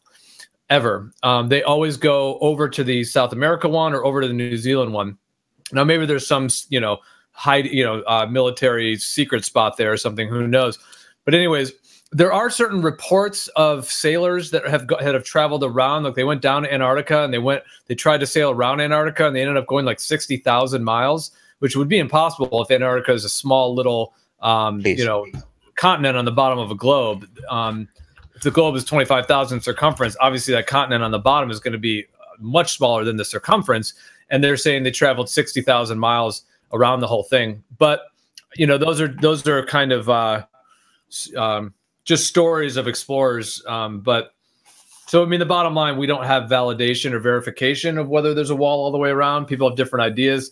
I think that could be kind of a backup plan for the people who did this globe deception, that basically if, and this is just my own personal kind of speculation or theory, is that if they, they knew that we were going to start waking up to flat Earth, and so as at least somewhat of a sort of barrier, if you will, they wanted to have this idea out there that there's an ice wall and it's impenetrable and it's so hard to travel and you don't want to go there. It's all just icy coldness. Whereas in reality, if you took a boat south from Africa and there's no ice wall and you can just sail, you just take your boat and go and you end up at other land. And there's another sun out there heating up another area or whatever, then they would want us to not think it's that easy to do. So it's kind of like an intimidation thing. Do you mind me asking, bro? Like, who actually reversed those 60,000 miles that you talk about? What's that? What was his name? Your connection cut out. I mean, you're asking who did the exploration? You talked about someone that traveled 60,000 miles. Captain Cook, yeah. Antarctic border. Captain Cook? Was that really the one? Holy shit. Yeah, Captain Cook, dude, yeah. he by the way, Captain Cook, he discovered a lot of shit, including Australia. So, wow. Yep. Yeah, Captain Cook's journals, it was like 56,000 miles that he traveled around. Just kept going and going. And so you think he's lying, or? Well, that's the thing. I would really want to read more on that. Hey, does anybody here have or his logs were altered or changed later? I mean, there's a lot of possibilities. Does anyone here have some more feedback on that? Like a paper or? I mean, please, I really want to read up on that. That's really interesting, bro. Yep, for sure. Another one is Jarl Andelhoy. I think he also traveled. If you draw the two means of travel across those areas, if you compare like flights and ships and stuff, the fact that you don't have commercial flights flying across those areas, like that should right there, also throw up a flag, because that would also identify the fact that they've shaved off sections of the Earth to make it a ball. So, yeah, like if you could fly, southern hemisphere to southern hemisphere, you would also acknowledge that additional land that they couldn't hide. Oh, but I mean, like, if somebody actually fucking and went around for 60,000 miles around Antarctica, that proves it. And it also blows the the spheroid pear-shaped thing out the water too. The pear-shaped. That's pretty much what's his name? Oh shit, it's literally turning light outside. But something to go like 5 or so minutes. But fuck, Christopher Columbus. He thought it was like a little bit kind of like pear-shaped, right? No. The modern day the black scientist guy. It's a bleak. Neil deGrasse Tyson. Columbus went. Yeah. Columbus went to the West Indies, and the reason why they're fucking called Indians is because he thought it was in fucking India. Yeah. We know the story. Yeah, we know the story. No, by the way, he's actually like, I can send you like a 20-30 minute video on it. Like, he's actually not bad at all. Like, he pretty much did nothing wrong. Like, he didn't kill the Indians or anything. Like, if you want to get something really fun conversation going, is think about those tales that they had of some kind of a creature, a beast that like a dragon in the water type deal back in the day before photography existed. And if you want to take that into the Bible, there's supposedly Leviathan, that is in the waters. So was it a shark? Maybe a shark. I would say Leviathan, man, if you want to get biblical on it, like, because pre-photography, I mean, he would have had a lot more rain of the water. You know what? We have actually found colossal. We have found those. Maybe it was one of those. Maybe it was one of Leviathan's supposed to be like a creature that was created by God that roams the waters. So pre-photography days, but I'm saying pre-photography days, like Christopher Columbus time, like he could have wrecked ships and done all kinds of stuff, and all you would have had would have been tales. But now you have, you know, digital photography, and you have imagery, and you have all this stuff. So it's kind of like things got to lay low now. You're right. I think Christopher Columbus only really exists to push the globe idea onto little kids. Like, it's not a very interesting story. I don't think it has much historical significance. It's just to teach kids the globe. Dude, let's be honest. Like, I kind of get your perspective on that, but discovering North America, North and South America, that's extraordinarily important. Christopher Columbus was a murderer. Anyways, I mean, there was already people here. No, but introducing it to the civilized world. I guess you could put Vikings were here first, apparently. Okay, dude, that claim is so stupid. They went to like the northernmost tip of like Canada, dude. And then they went there for you're trying to tell me that Hey, what's up, Creighton? How are you? When you say the civilized world, people in America, who you calling uncivilized? You try to say, hey, we was gangs. Who you calling uncivilized? We read the stars, nigga. And led some massive genocides against Native Americans. That was the civilized world. Yeah. Oh, I'm sorry. I'm talking about technologically. I don't think, man, they could get their stones and they could build their pyramids, but I don't think they're technologically. Listen, because they had a fucking gun. The Native. Wait, hold up. All you have to do is ask the Native Americans what Thanksgiving means to them, and they'll tell you it's a day of mourning. Yeah. So I don't care. That doesn't mean that they weren't. Like, that doesn't mean that they were civilized. Seriously, you don't care. Dude, people died of disease a couple hundred years ago. That doesn't mean that they were civilized people. I don't get your claim. You don't even understand what I said, right? So this day you call Thanksgiving, is a day that all the Native Americans mourned because it was the day that they almost all got genocide and killed. Yeah, and the Jamestown colony, when they first landed there, they were attacked within a couple weeks by the Native Americans. So no, and the thing is, dude, all the land over. They didn't take the. Can you blame the Native Americans for doing that? Look, the thing is, a couple hundred years, dude. People died a couple hundred years ago. What does Abraham's God tell you about stealing other children's land? What do you want me to do about it? What do you want me to do about it? No, just listen. Just think about it. Here's the thing. Just think about it. Most of them died of disease. Okay. And the Native American reserves now. The Native American reserves. When the United Nations marches, if the United Nations marches down your property and takes it from you, like, you're just going to have to sit there and be like, well, you know, we did it in the end. But I'm just saying, you know, let me respond. If somebody more powerful comes and takes your land from you, is that acceptable? A fucking game that kids play, Cowboys and Indians. Dude, you guys can't never let me answer. You guys are fucking kids game. Extraordinarily triggered. I can't respond to anything. I'm not being triggered. I'm just saying, if somebody more powerful than you comes and takes your land and your things from you, is that acceptable? Okay, so here's the thing. The Native Americans, did they or did they? They fought, by the way. And no, let me answer, Sonic. Don't interrupt. You're so extraordinarily triggered. It's actually funny. Game yeah, Cowboys and Indians. You know what Cowboys and Indians is, dude? We know. What is that? Dude, we know what it is. Okay, if three of you guys are speaking over each other all the time, I can't answer anything. Anyways, I never said that the Native Americans did not have the ability to defend themselves, okay? They were justified in defending themselves, and they lost because the Europeans, they had a lot of diseases with them, and whether they intentionally spread them by the little blankets, which is pretty much no evidence for that anyways.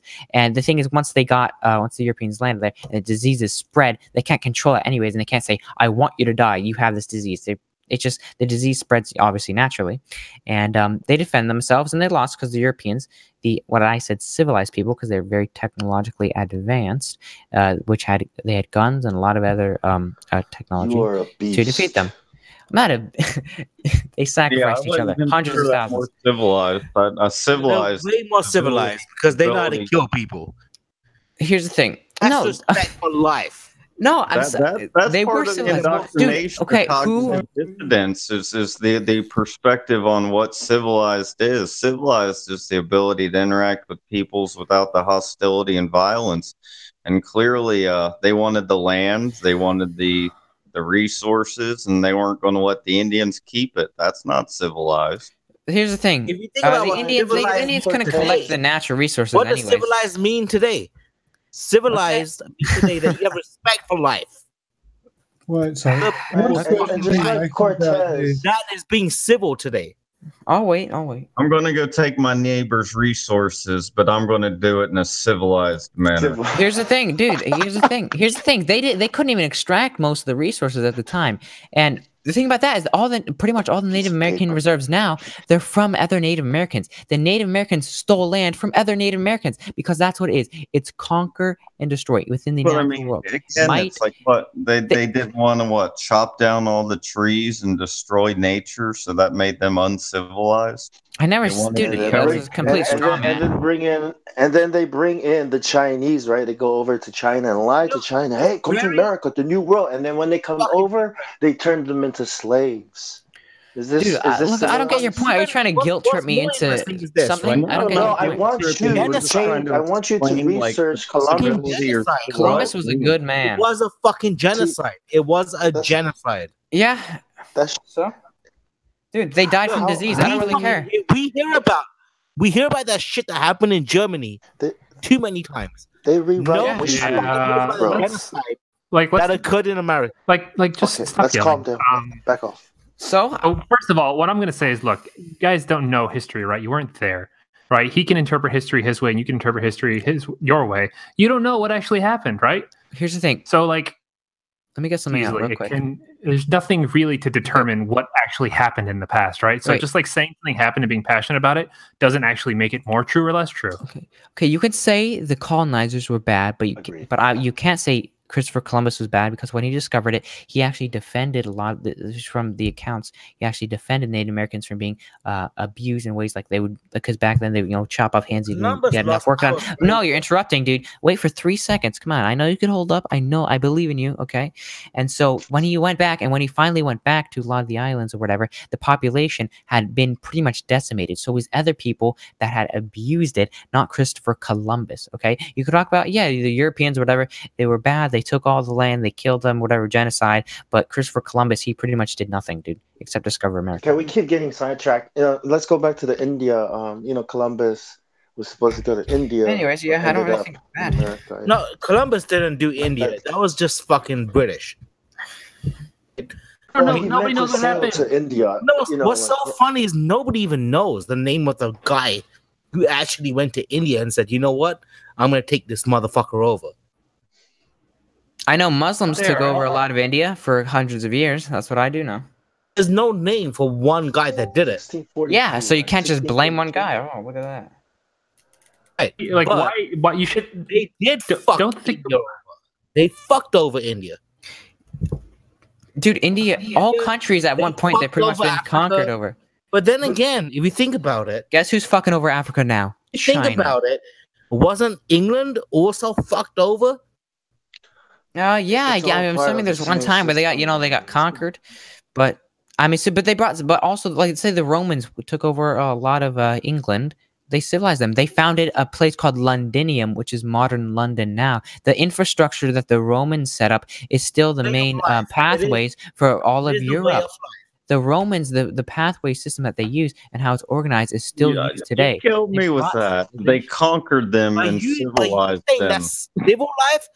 But you saying that civil life is very different. I conquered them and I civilized them. Civil. White people brought civilization to Africa. However many people died, it's true. The life expectancy has been increased substantially. That's racist. No, it's true. Look, Africans are doing so much better in Africa. The lifespans are tremendously longer than they are now, than they were hundreds of years ago. Before white people came in. White people brought civilization to Africa. Do you know what blood diamonds are? Yeah, I know what they are, dude. Yeah, I do. I know exactly what they are. Okay, does that mean the life expectancy did not go up? Dude, they're being okay. Recently, I'm sure everyone's heard this. The whole Zimbabwe. Okay, wait, real quick before you interrupt. Before you interrupt, is that really such a good thing, or does that just mean you're a debt slave for longer?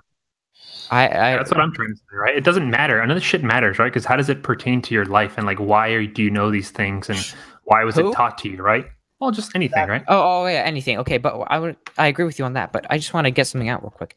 I'm sure you guys have all heard some African country. I forgot the what specific one it was, but they defaulted on their predatory loans from China, and now the whole national energy, a company of this, what is it, Zimbabwe or some shit, is owned by China. China, I'm sure there's a couple of Vice documentaries on this. You could look this up. China, they're going for like real. There's called neo-colonialism. So Africa, they were conquered by the Europeans by actual colonialism. A couple hundred years ago. And they released. Most of them, they left the European countries within the Damn, Hop, you're too smart to be a fucking glober, dude. Bro, what is your fucking point? Your point is this: that China does it too, dude. The Africans, they're going to get conquered. We could get conquered. The Europeans, they were the best at it, and so they conquered. Your point does it? It's okay for the rest of the world to do it. I'm not saying Calm it's down, okay. Kratom. I'm saying that Calm down, look, the Native Americans would have been conquered and killed no matter who found it, and the Europeans happened to find it, so they killed them. That's how it is. China is colonizing Africa now in I'm not saying it's not exactly the same sense, but it's a neo-colonialism. They're going to be taking advantage over the we Africans. can agree that will happen. Okay. It's inevitable, but at the end of the day, the question we're asking is it right? And it's very sad that the acceptance of genocide and slaughtering of people is in the past is viewed as, oh, it happened, it's acceptable, like that. That's sad.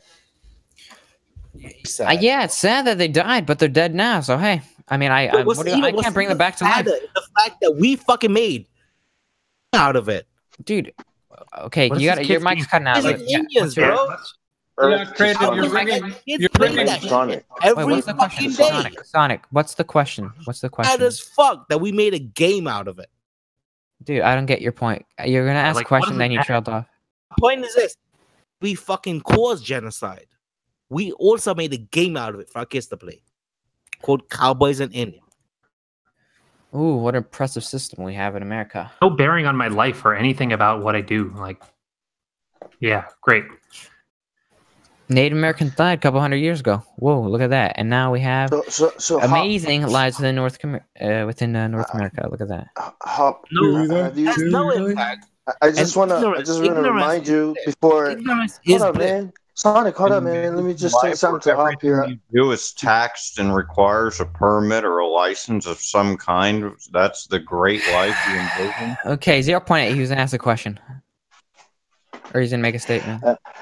Yeah, I was saying, hey, you've got there, and I would like for you to just, have a look at this thing we call curvature. When you have the time before you leave. You know what I mean? And come back later and who, me? We'll talk about it. Yeah, like when you go away, just to have a look at this curvature.